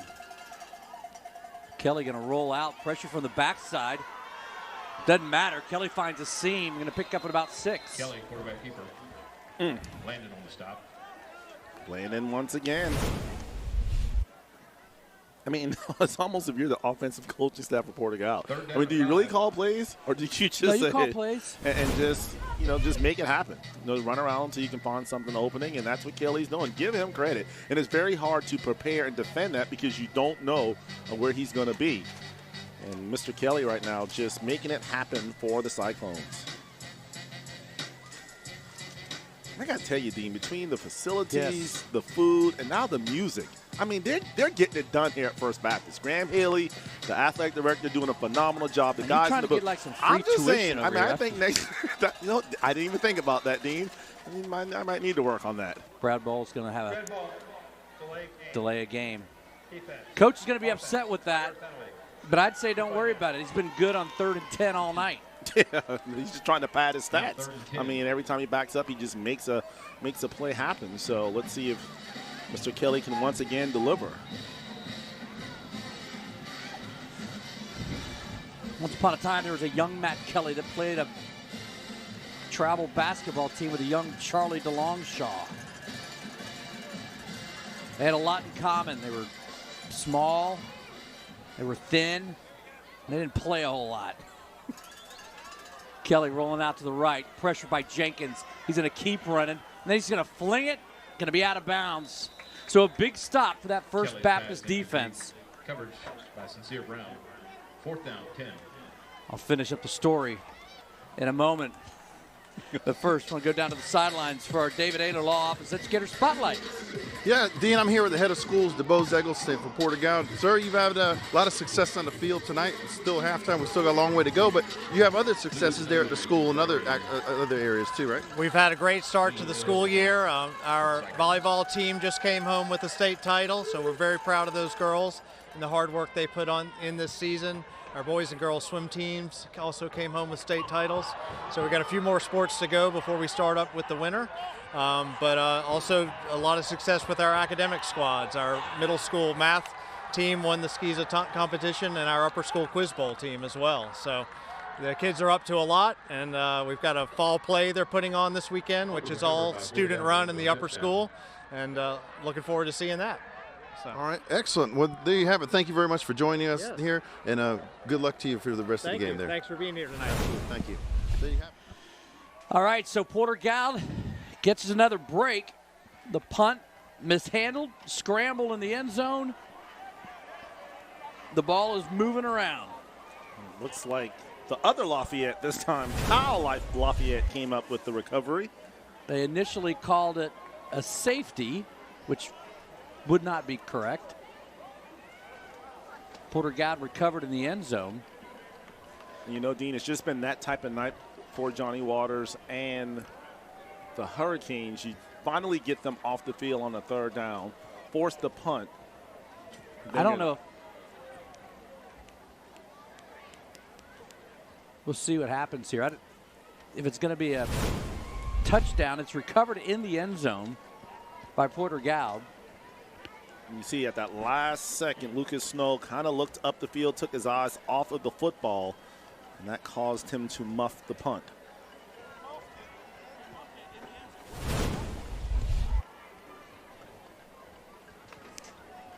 It's confusing everybody in the press box because 5 guys down is David Shelton. He's the Wikipedia of everything, sports related. If you don't believe him, just ask him. Never possessed by the receiving team. It was a muff play. The ball, no matter the ball then goes over the goal line. It's a touchback. First down, First Baptist. See, David was just telling me that was going to be the call. There was never a possession. Once the ball goes into the end zone recovered, it's a touchback, First Baptist ball.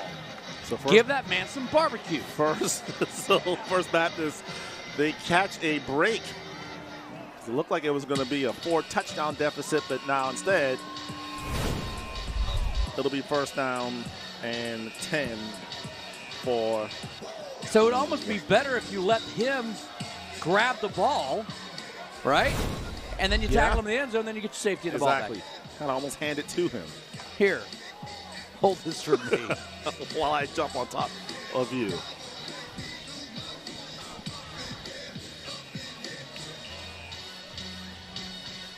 Coach looking for an explanation from the head referee, Jim Wheeler. By the way, Jim Wheeler, I actually know what you and Jim Wheeler have in common. Neither of your baseball teams won the World Series. Stop it. Wheeler is a St. Louis Cardinal fan.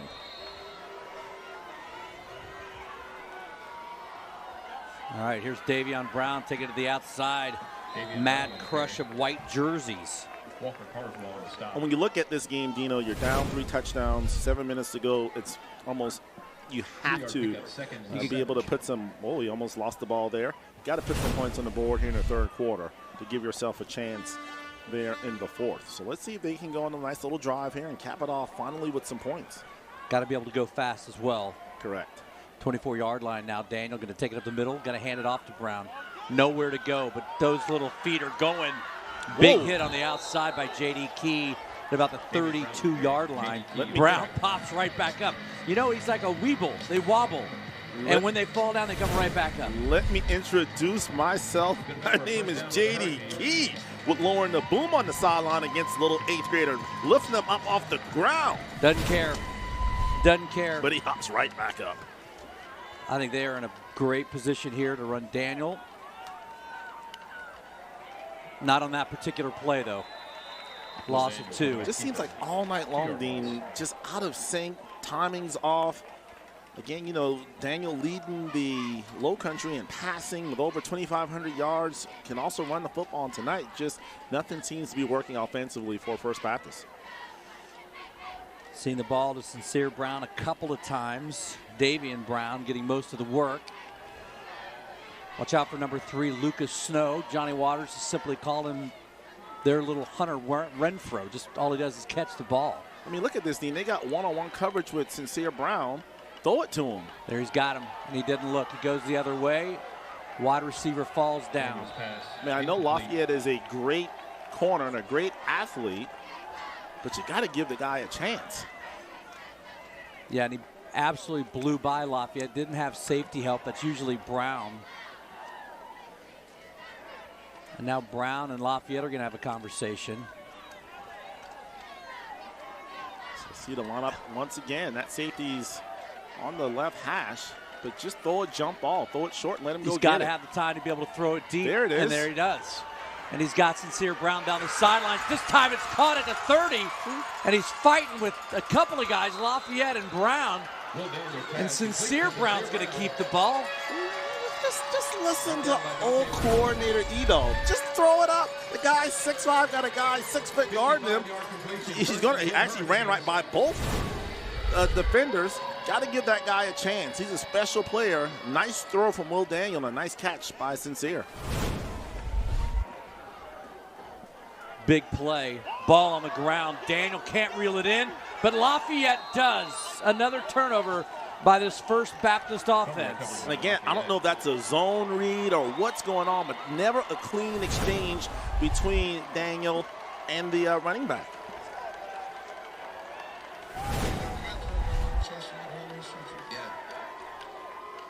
I don't know if he ever, I think he lost control of it while he was trying to take it back from Brown and never really was able to do it.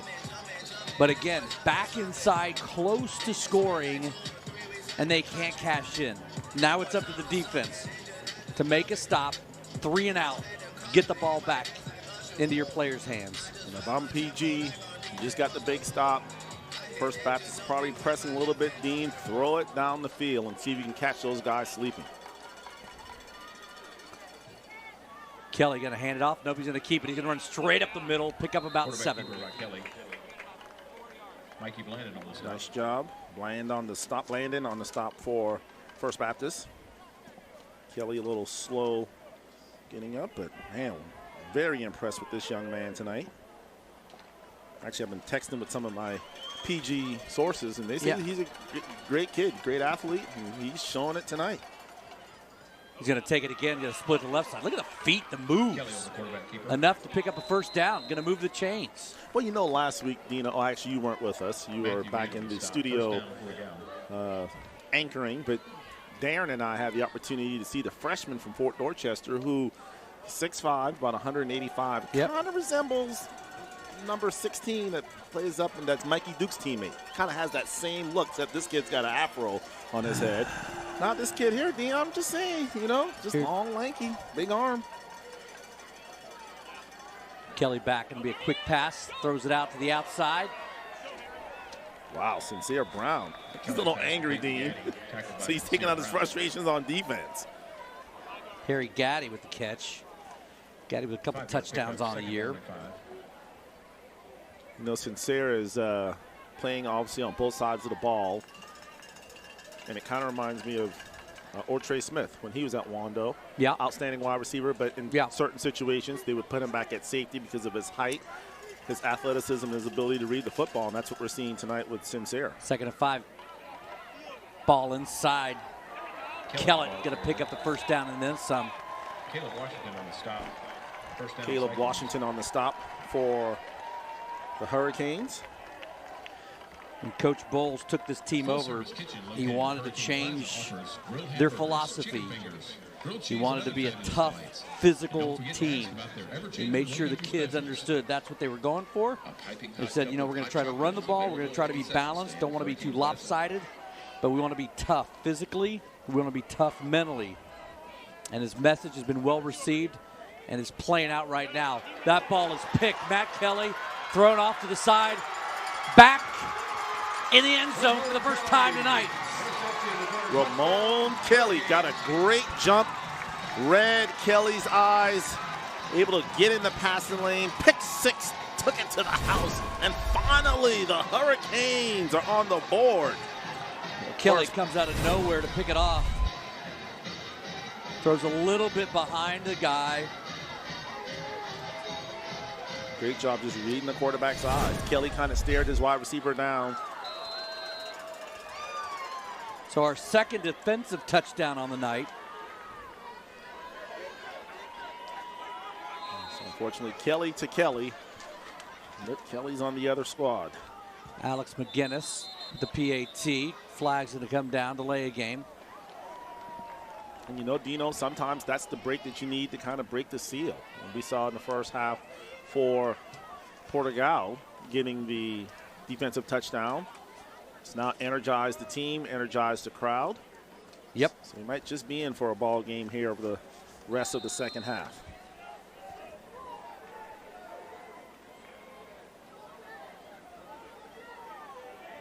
Ramon Kelly, defensive back. Had a couple of purple jerseys along that sideline. Kelly made a great break on the ball. McGinnis puts it up and good. Makes it 21-7. So leave it up to defense to spark the rally after Porter-Gaud picked up a turnover. Who got us the game, a 14-point lead for Porter-Gaud.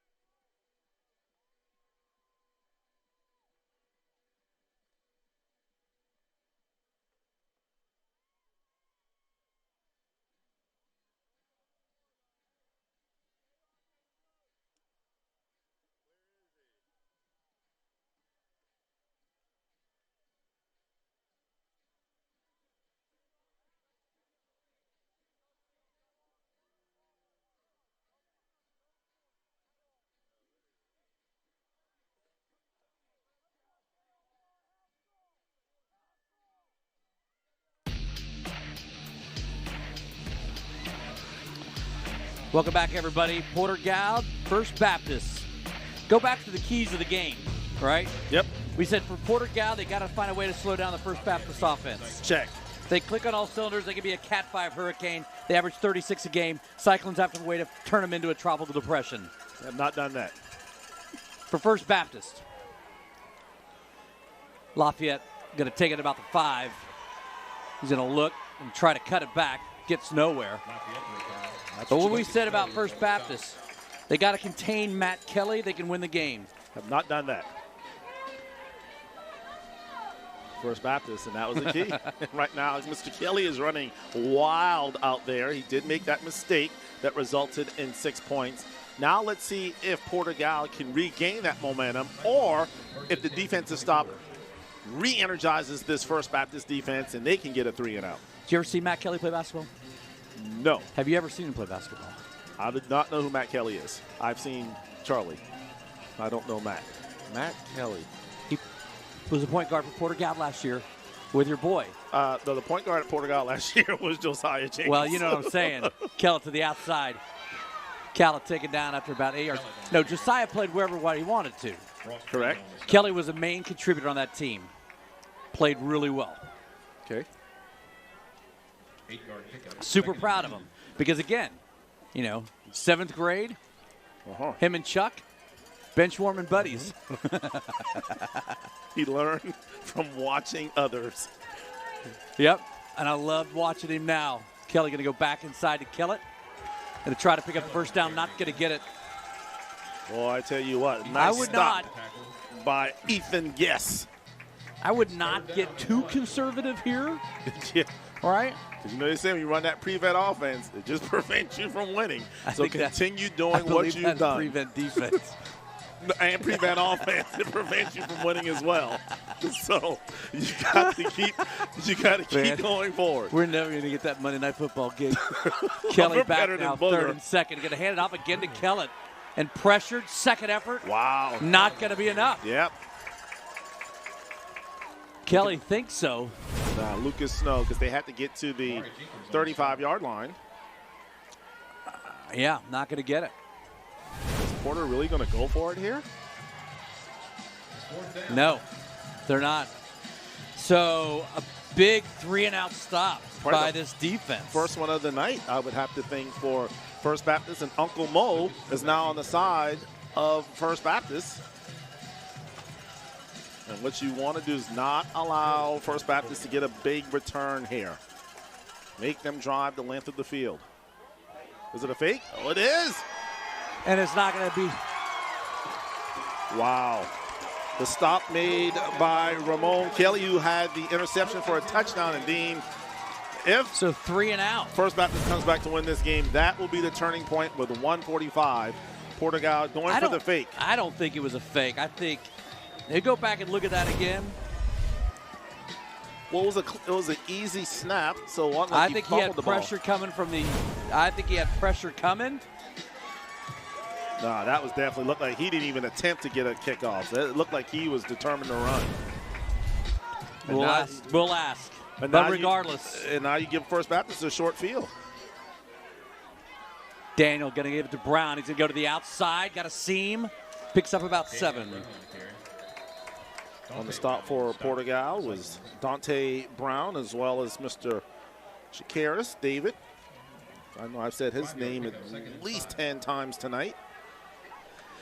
I just don't think at this spot of the game that you're going to fake a punt right there. Up 14. Daniel back inside to Brown. Hits a wall.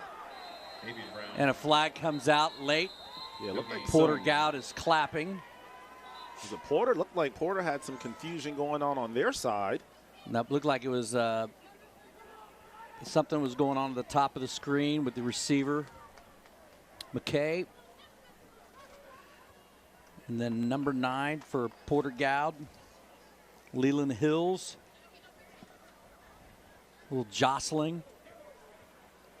But that's why I can't believe they'd gone for a fake right there. And if you're going to go for it, put Kelly in and let Kelly run the ball. But, you know, the best time to run the fake, Dean, is Legal hand to the face on the offense. 15-yard penalty. Still second down. the best time to run the fake is when probably least expected. And when you're down 14, not when you're up 14. Well, you were trying to get momentum back on your side, so kind of maybe catch them sleeping, anticipating I'll them. bet you some more barbecue. Okay, deal. There's no way. Matter of fact, at the end of the third quarter. If Porter-Gaud loses, I'm not going to call him tonight. Okay. But I'll call Brad Bowles and I'll ask him next week. Daniel going to tuck it, going to run. This is what I've been looking for all night. He's got some good speed around the corner. Keys. Does he step out of bounds? Says no.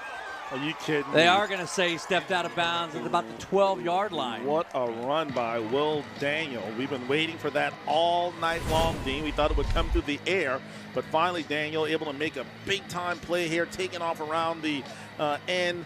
Wisely had the ball in his outside hand in the event that the ball's poked away, able to go out of bounds. A big run for Daniel. And 3rd and short now. Make it 3rd and short. Had that hands to the face penalty. Brown's going to cut it to the left side. Strong runner. Keep churning for the first down to about the 2-yard line. And this kid is in the 8th grade, Dean. He's not even touched foot on the high school campus yet. And the little man just getting it done, driving those legs, looking to cut this Porter lead down to 7.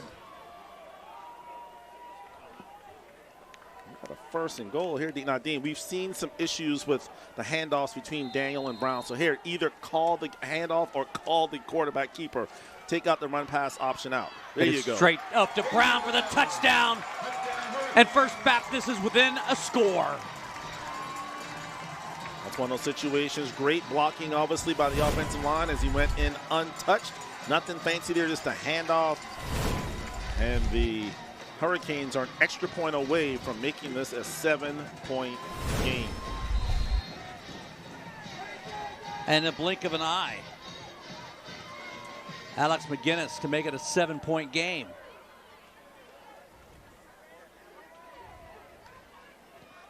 And he does. McGinnis kick is good. Porter-Gaud 21, First Baptist 14. First Baptist has the momentum. Now it's time for Porter-Gaud. What a wild 3rd quarter. You've got the muffed punt that looked like a safety, but then called a touchback. And then First Baptist drives down. Looks like they're ready to score. But Will Daniel turns it over after, between he and Brown, bad handoff looked like. Porter-Gaud gets the ball firmly in control, 21-0. And all of a sudden, Ramon Kelly says, not so fast. Intercepts Matt Kelly make it 21-7. Then Porter goes 3 and out. And whether it was a fake punt or whatever we want to call it, First Baptist takes advantage, scores 4 plays later, make it 21-14. That's all within the last 7 minutes. Lafayette's going to let his brother take it. He's going to take it up the middle. Makes one man miss, skates a little bit. Going to be taken down to the 40-yard line. Boy, Dean, he was making one man miss from taking that to the house. First Baptist ought to be glad that Daughtry was there, because if he not, I think Kyle Lafayette would still be running right now to the end zone. But we talked about it, Dean, in the first half. PG wide open, throwing it all over the place, finding holes in the zone. Here in the third quarter, it seems like it's been run, or safe pass. Open it up. Get the ball to your playmakers. If you don't want to throw it to Kyle Lafayette, throw it to his brother, Tobias Lafayette. But got to get the ball to your playmakers in the open field. That's why I didn't like that 3 and out was so quick. A little more, about as conservative as we've seen them. There we go. Now we're going to throw it. Big hit on the sidelines. Sincere Brown. He's making a big contribution, obviously, on the defensive side of the ball. And you know, Dean, when you throw the ball down the field, even if you don't complete the pass, it allows and makes those guys in the secondary back up just a little bit to keep them honest. Right now, it seems like First Baptist, they've got 8, 9, 10 guys in the box. That's right. But they got Sincere playing. Well, he's over on the left side of the field. And, of course, in the other safety position, they got Washington. So it's almost like a cover 2 that they're playing on top. First Baptist with a 4-3. They're going to let the clock roll out. Johnny Waters wants his fans to stand. 4 fingers to the sky. We've got us a ball game on our final Stars and Stripes Friday Night Rivals, driven by Cruz Chevrolet, going out with the best.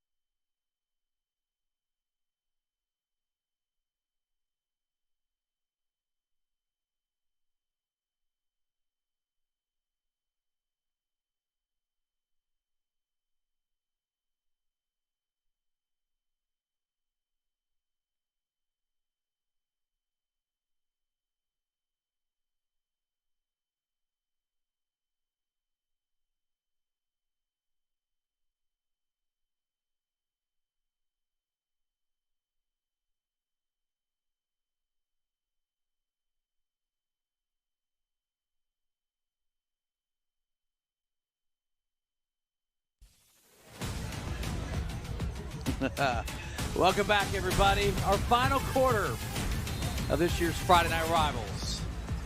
A 7-point game. Porter-Gaud up 21-0. Now trying to string together a couple of plays to pick up a first down, move the chains. 2nd and 8. Kelly looks across the middle. He's got a guy right over across the middle.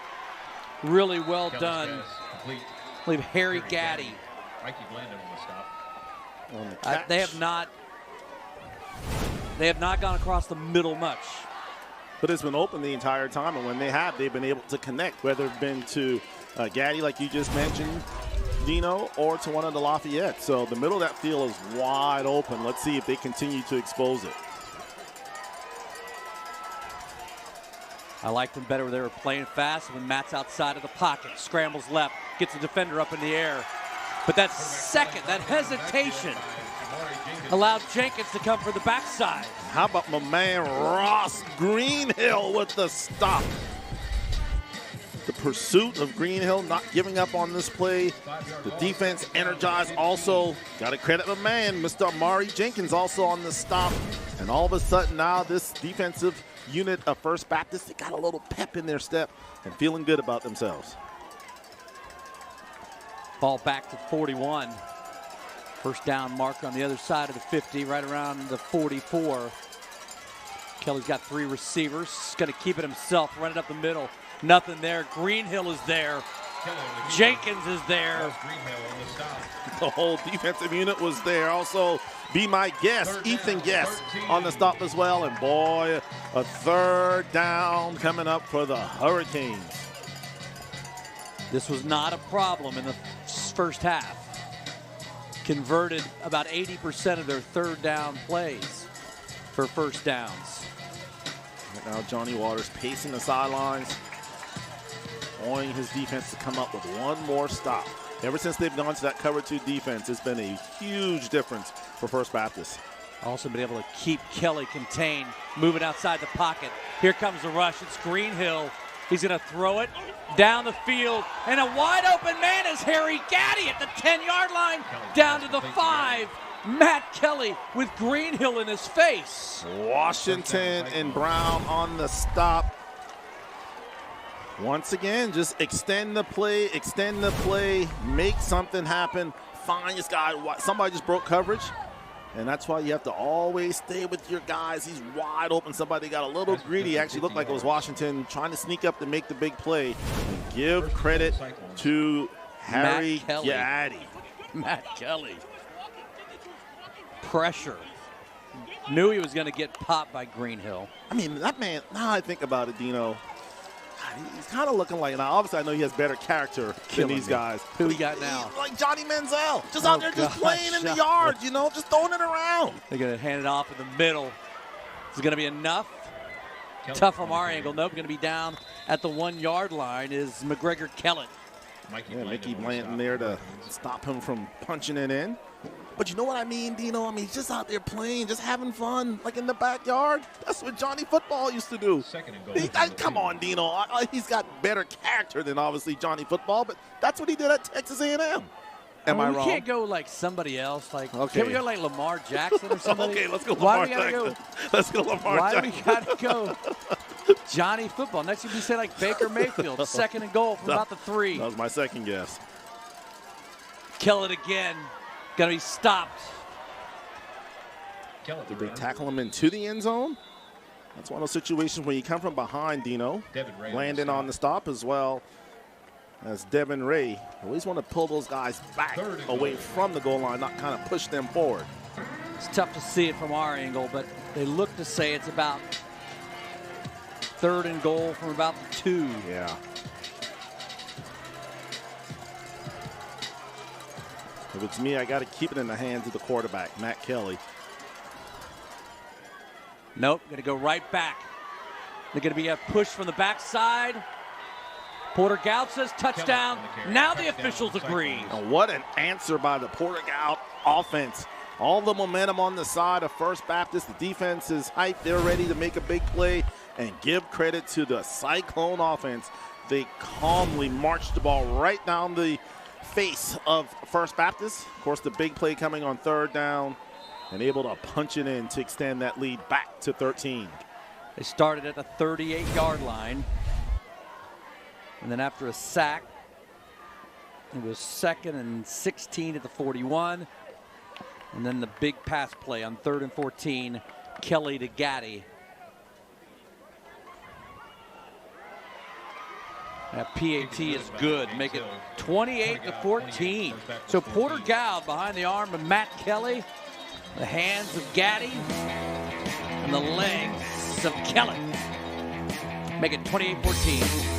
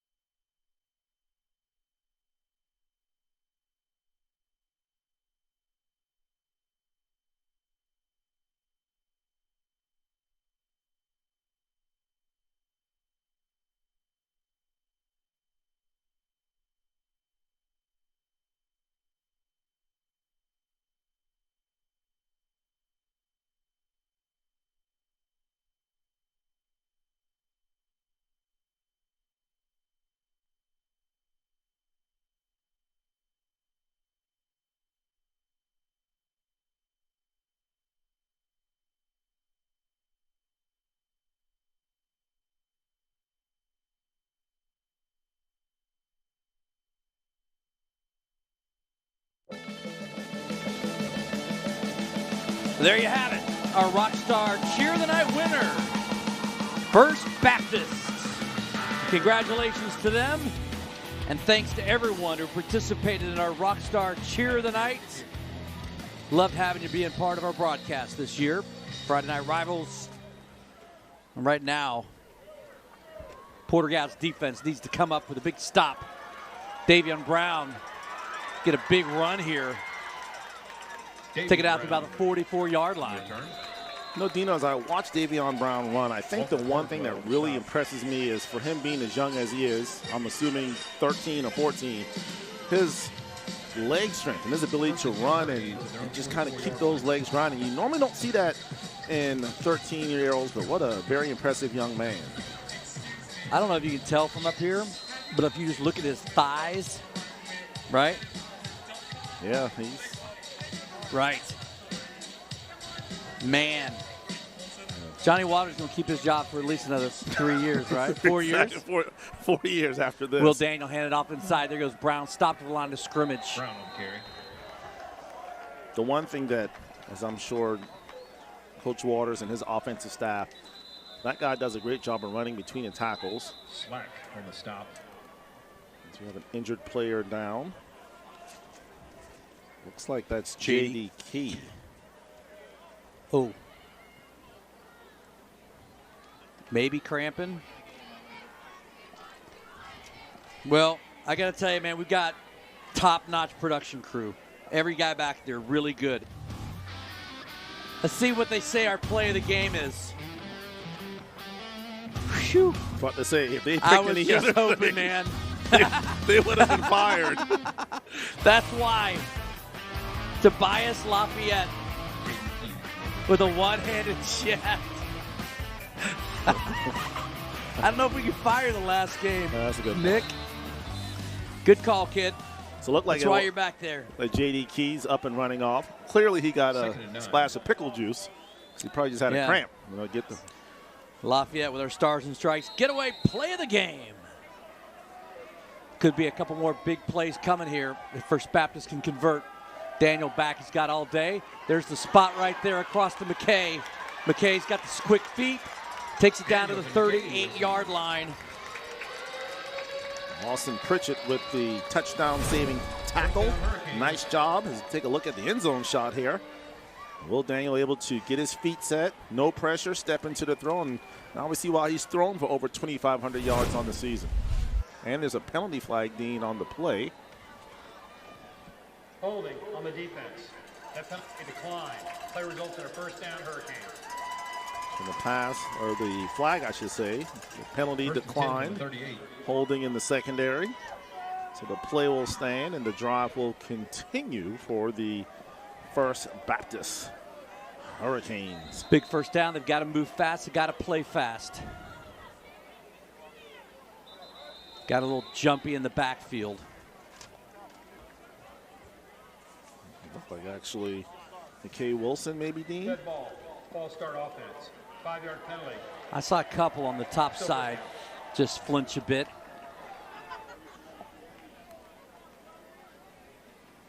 So as you mentioned, Dean, 7:42 left, so still plenty of time left, but you don't want to utilize too much time here because this is a two-possession game, and obviously the later you score, then you have to kind of go for that onside kick. 1st and 15 now. Steps back, throws it deep. He's got a man. He's got the speed. My goodness. Thought Sincere Brown. Man, you saw a little burst of speed there at the end. Good throw by Daniel. Got air underneath it. I'm sure if he had that throw again, just take a little bit off of that. Maybe Sincere also could lay out for that one, but just a little bit that time, Daniel, just a tad bit too strong on the overthrow. But that play we've seen it, Dean, has been pretty much open all night until they can stop it. And I'll just continue going to that same play. Daniel getting the plays in from his dad. Going to hand it off to Brown up the middle. Going to cut in. Davion Brown on the carry. Going to make it about 3rd and 12. A lot of people remember Jim Daniel, former head coach at Bishop England. It's 3rd down and now 12. on the staff here with Johnny Waters. Played collegiately at NC State. Better guys in the business. 3rd and 12 now. Obviously, 4-play territory. Daniel back, sets his feet, throws it across the middle. And he misses Lucas Snow. Incomplete, intended for Lucas Snow. 4th and 12. Got to think, had they been able to connect, that would have been an easy touchdown. Let's take a look here from the end zone. As you can see, nobody in white anywhere near Snow. Yep, the defender fell down in the backfield. I just realized, Dean, we got snow here, we got cyclones, we got hurricanes. It's like the Weather Bowl. We just need a Doppler. Daniel back, blitz from the top side. Carswell, he's going to go deep. He's got Brown up top if he wants him. And a great play. Who are they going to say came down with the ball? Offense or defense? Defense. Yeah. That's just athlete on athlete. Sincere Brown, a solid athlete. But that Lafayette. time, the battle goes to Tobias Lafayette. I think they kind of maybe challenged him. He did a nice job of going underneath. The ball was underthrown, and able to get underneath Sincere Brown. You know what we call that, don't you? We call that unmossed. Yes. We call it unmossed. So, man, Lafayette, what an athlete. Offense, defense, and you have a new appreciation for both of these teams. A lot of these guys have to play both ways because of the size of the school and the number. And, I mean, you're seeing some pretty solid athletes going at it here tonight between Porter-Gaud and First Baptist. Lafayette is a kid who's getting some looks from some smaller schools, and rightfully so. Kelly's going to keep it. 6:40 on the clock. And now it'll be your First Baptist. You almost have to take that gamble, Dean. You want to tackle the football. If you can strip it away from the ball carrier, knock it out, just got to get the ball back as soon as you can. Obviously, Porter-Gaud, they're in no rush here. They're going to take as much time as they possibly can. And because of where they are in the field, Dean, if they don't pick up a first down, even pick up any more yardage, I wouldn't be surprised if you don't see them maybe just taking a intentional safety and punt it out so that way you don't take the risk of a block. Yep. You know, I think one of the problems here, too, we've seen a couple delayed games. There's no play clock, time clock. Kelly back, a quick slot across the middle.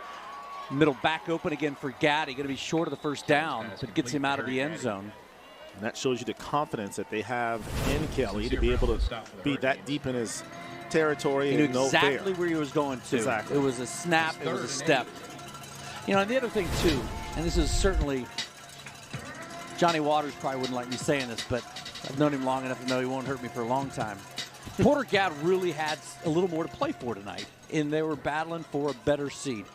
First Baptist knew that they had their seed coming in, and I'm not saying that's the excuse, or I'm not using that as an excuse because Porter-Gaud has played a heck of a football game. But I would say Johnny Waters would probably tell you this is probably the sloppiest game that they've had. First half, the offense was out of sync the entire time. Yeah, they got it going there in the second half, but that one play where Kelly was able to break containment right now might be the play of the game. The Will Lou Gray stop of the game. Will Daniel in trouble. Guess who never stops learning? Yep, you got that right. Dante Brown going to pick it off, take it back for 6. Your Will Lou Gray never stop learning. Stop of the game. Big number 6, Dante Brown. I mean, come on, when you go to a high school game that's got the notorious B.I.G. blaring, you know you're in the right house. I mean, this is never stop learning, Dino. I'm going to give you some music history 101 right here. This is the notorious B.I.G. I know who Notorious B.I.G. is. I got 3 B.O.Ys. Or not B.O.I.Z. That would be the No, way to spell B.O.I. it. Gotcha. So big third down here, Dino. 3rd and 8. Let's see if they play it safe. Yeah, I'll have dad jokes for 500. Kelly outside of the pocket running. He's going to look, he's going to stay in bounds. Oh, yeah, he's going to stay in bounds. He's going to cut it back inside, pick up the first down all the way down to the 17-yard line. Wow. That is a dagger. You have him contained. You're going to get the ball back, and just somehow Kelly just makes plays. Nothing there. You thought he may have stepped out of bounds, overran by the defender, Mikey Blandon. That stays in bound. Clock continues to run. Man, what a play. Sets up first down now. 1st and 10. Imagine keep it on the ground here.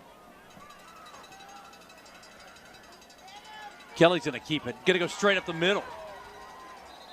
Looked like he put a knee down. Yeah, Kelly's trying to get 100 yards rushing tonight. He wants 200 throwing, 100 rushing. He's trying to be the dual threat quarterback. Okay. So, you don't remember backyard football, backyard baseball. I mean, this was like when Jack was, this was the first one, right? It was the best little video game you could get on your computer. Right. Right? So the best player, so this is who he is. Marky DeBoy. That's Matt Kelly right there. All right. Yep. Backyard football. I will have to look this up when I I'm get off telling you, the man. air. You got it? I mean, how am I 45 and all these people younger than me remember backyard football? Kelly's going to hand it off. Going to be stopped in the backfield by Elliott Murphy. Okay, so see, these were some of the. Yeah, so they had NFL players as well. I mean, I'm more. You had regular players. You got Crazy Legs, Mad Dog, Sugar Pop. Wow. Oh, man. Our Cruise Chevrolet drive of the game. There it goes.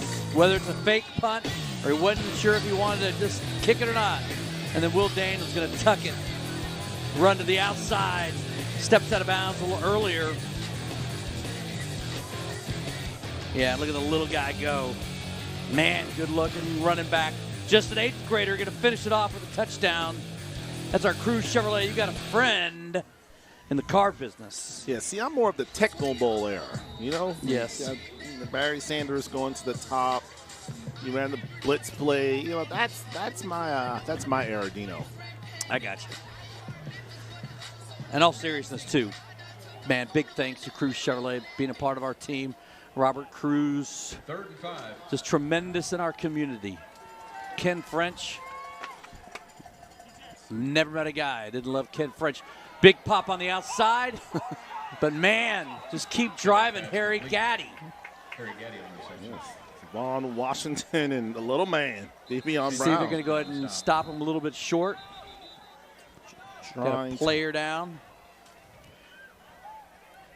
But all of our sponsors, Dino, just a big thank you. I echo what you said about Cruise Automotive, Cruise Chevrolet with Ken and Robert and the Mill Ross. Just good people, man. Good people. My man Richard Davis said backyard football was the shizzle. Knowing you and Richard Davis, having y'all say that all just right. sounds funny. Our player of the game, who you got? Yeah. We got to go with the man. Nick Case. He's on the plan. Matt Kelly.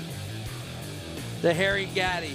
Matt Kelly made plays from the get-go. How about this, Dean? I didn't even see, as you see, look at the big 3rd down conversion here.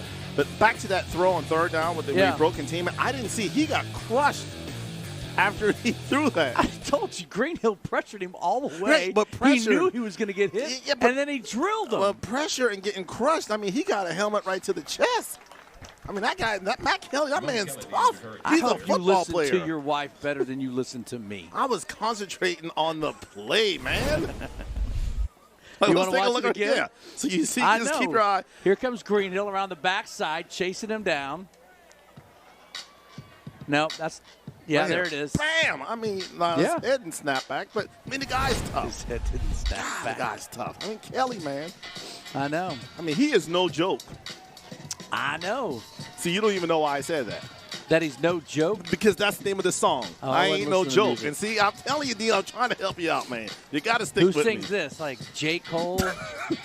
Come on. Mr.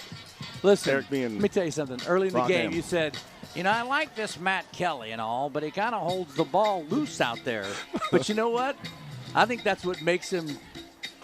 He's just a Sugar Hill type of guy. I think that's just what makes him that cool. Yeah, but I mean, he's like Matt K. K kinda- with a cool. Oh, Cool with a K. he'll be BMOC on campus Monday. I mean, let me tell you, because all the student body there at Porter-Gaud, they were watching this game on My TV Charleston, and they're like, man, you were the man on Friday night. Well, we got 4th and short with 3:34 to go and a 2-touchdown lead. Brown comes off. 4th and 2. Brad Bowles says, what do we got? Quarterback sneak? No, they're going to get him to jump, and they did. Yikes. And they did. Smart play.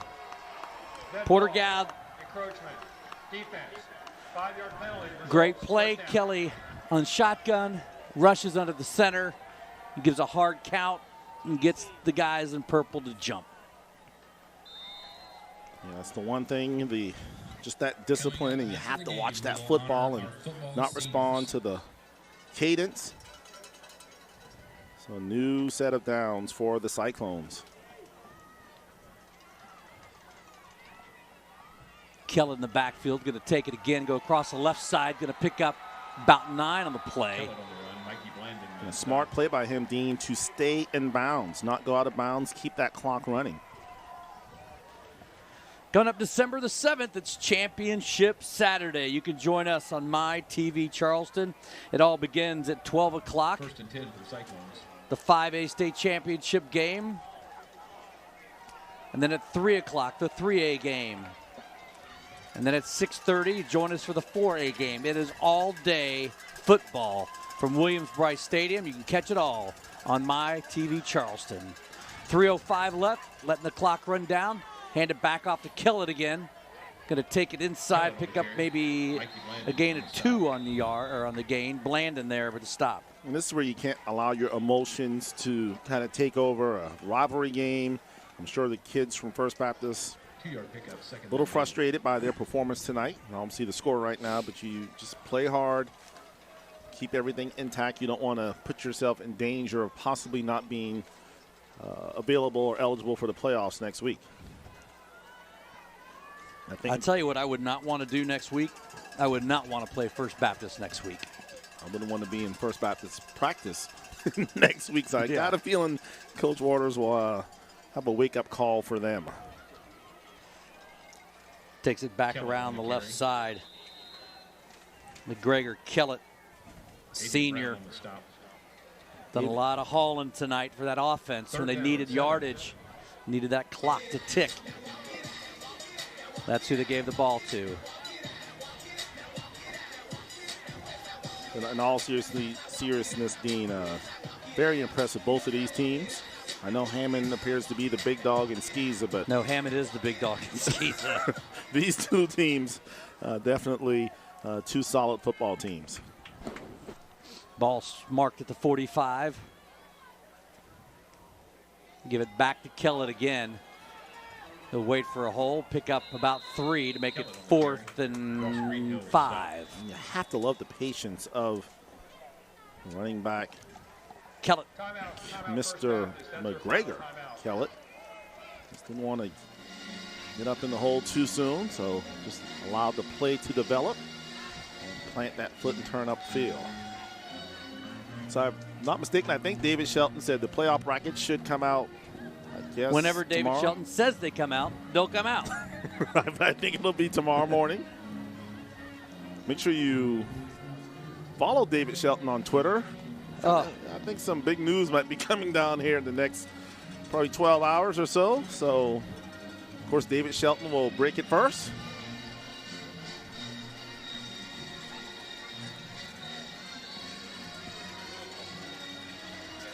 It'll be 4th down coming up, Dino, 129.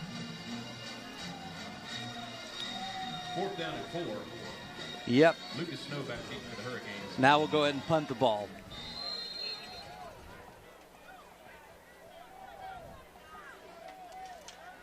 See, this is where video game players would fake and it. Make no mistake. 4th and 2. No, we're going to get it offsides here. Make no mistake here. McKay Wilson. Nope, he's not back. Nope. That's McGregor, if I'm not mistaken. Nope. Oh, nope. Lucas Snow. 5-yard penalty. Still 4th down. Lucas Snow with back deep for First Baptist. Do you know how in baseball how batters have walk-up music? Yeah. Here at First Baptist, if Lucas Snow takes one back, yes, they can just play Let It Snow. No. Get a fair catch at the 30-yard line. So $1:23 on the clock. They've got the guys to make the big play. Yeah, almost. What was it? The Goose Creek Stratford game or Berkeley game we had when we had like yes, 3 scores on 3 consecutive plays.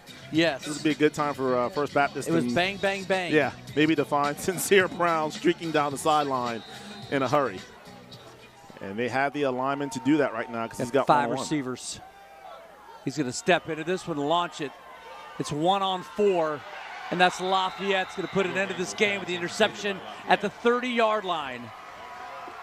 I think Porter-Gaud basically knew that they were going to try to get the ball to Sincere Brown. They had 4 white jerseys around him, and once again, ooh la la, Lafayette comes up with the pick. Those are 2 guys we'll probably play on Saturday for sure. Lafayette and Sincere Brown with $1:16 on the clock.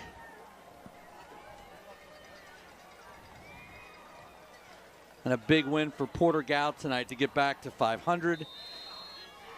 Again, 3 losses by 5, 7, and 6 points. And you have to think, Dean, this could be a potential momentum game for Porter-Gaud coming off a win. It's a momentum game. It's a confidence game. So, you think of how well you played tonight, have a good week of practice, and then, see what happens next week in the playoffs. Let's see what Brad Bowles does here. Going to kneel it. First Baptist can only stop it one more time, as you can see. So Porter-Gaud comes away with the win tonight. A shot in the arm as they head into the playoffs. Wait to see what kind of seed they'll get. First Baptist, we know, is the 3rd seed. Coming up after the game, we will honor our 53 seconds clicking down. But it has been a great night at First Baptist. They have been awesome hosts. That they have. Love being out, being able to showcase different programs. Done that throughout the year here on Friday Night Rivals, from Timberland to Goose Creek. And again, how about that guy, Jason Winstead? Yeah. I think I just saw that he was named Lower State Coach of the Year. He was. Who got Johnny Waters has taken one of his guys off. Flag came down. And this is what I was just... Didn't see what happened there. Well, they got a little pushing going on, and that's why I kind of say it, because you could see it somewhat brewing. I think the frustration for First Baptist, and that's a situation where you don't need that. You played a good game. Porter-Gaud, they were just a better team tonight. Yep, don't need to lose anybody for next week. Right. Behavior penalties. Unsportsmanlike conduct. I'm just watching Davian Brown, number 22, thinking the kid's in 8th grade. Man. And we have unsportsmanlike conduct, number 7 on the offense. There'll be 1 15-yard penalty assessed against the defense. Be 3rd down. So they had, I guess there were 3 penalties, 2 on the defense, 1 on the offense. So I guess the offense is plus 15. And in this situation, just take a knee, get the clock running. You don't want to just have a situation here in what really has been a good night of high school football. Absolutely. And again, thanks to all the crew here, guys handling the cameras out in the conditions all year long, whether it was the rain or the heat, the bugs and the muggies. Chilly tonight. Appreciate all your work. Back in the truck to you as well. Porter-Gaud going to finish this one off 28-14. Very entertaining ball game. Saw some great new talent here in the Lowcountry. Matt Kelly impresses at quarterback for Porter-Gaud. Davian Brown's going to have a pretty good future. Yeah, I'd say he's going to be a problem for teams in the next 4 years. Young man, great potential offense, defense, and as you mentioned, Dean, Matt Kelly, man, he'll be a problem next year as well.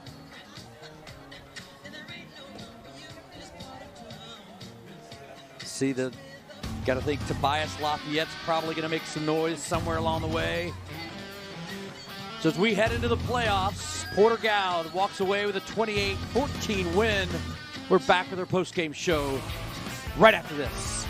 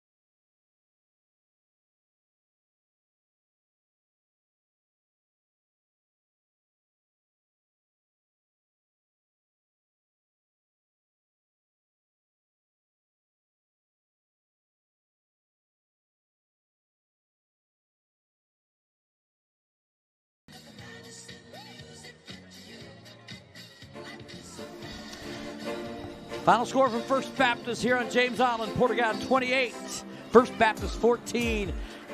Trooper Bob standing by with our player of the game and the head coach, Brad Bowles. We got the Marine Corps player of the game right here. Number 7, also coach.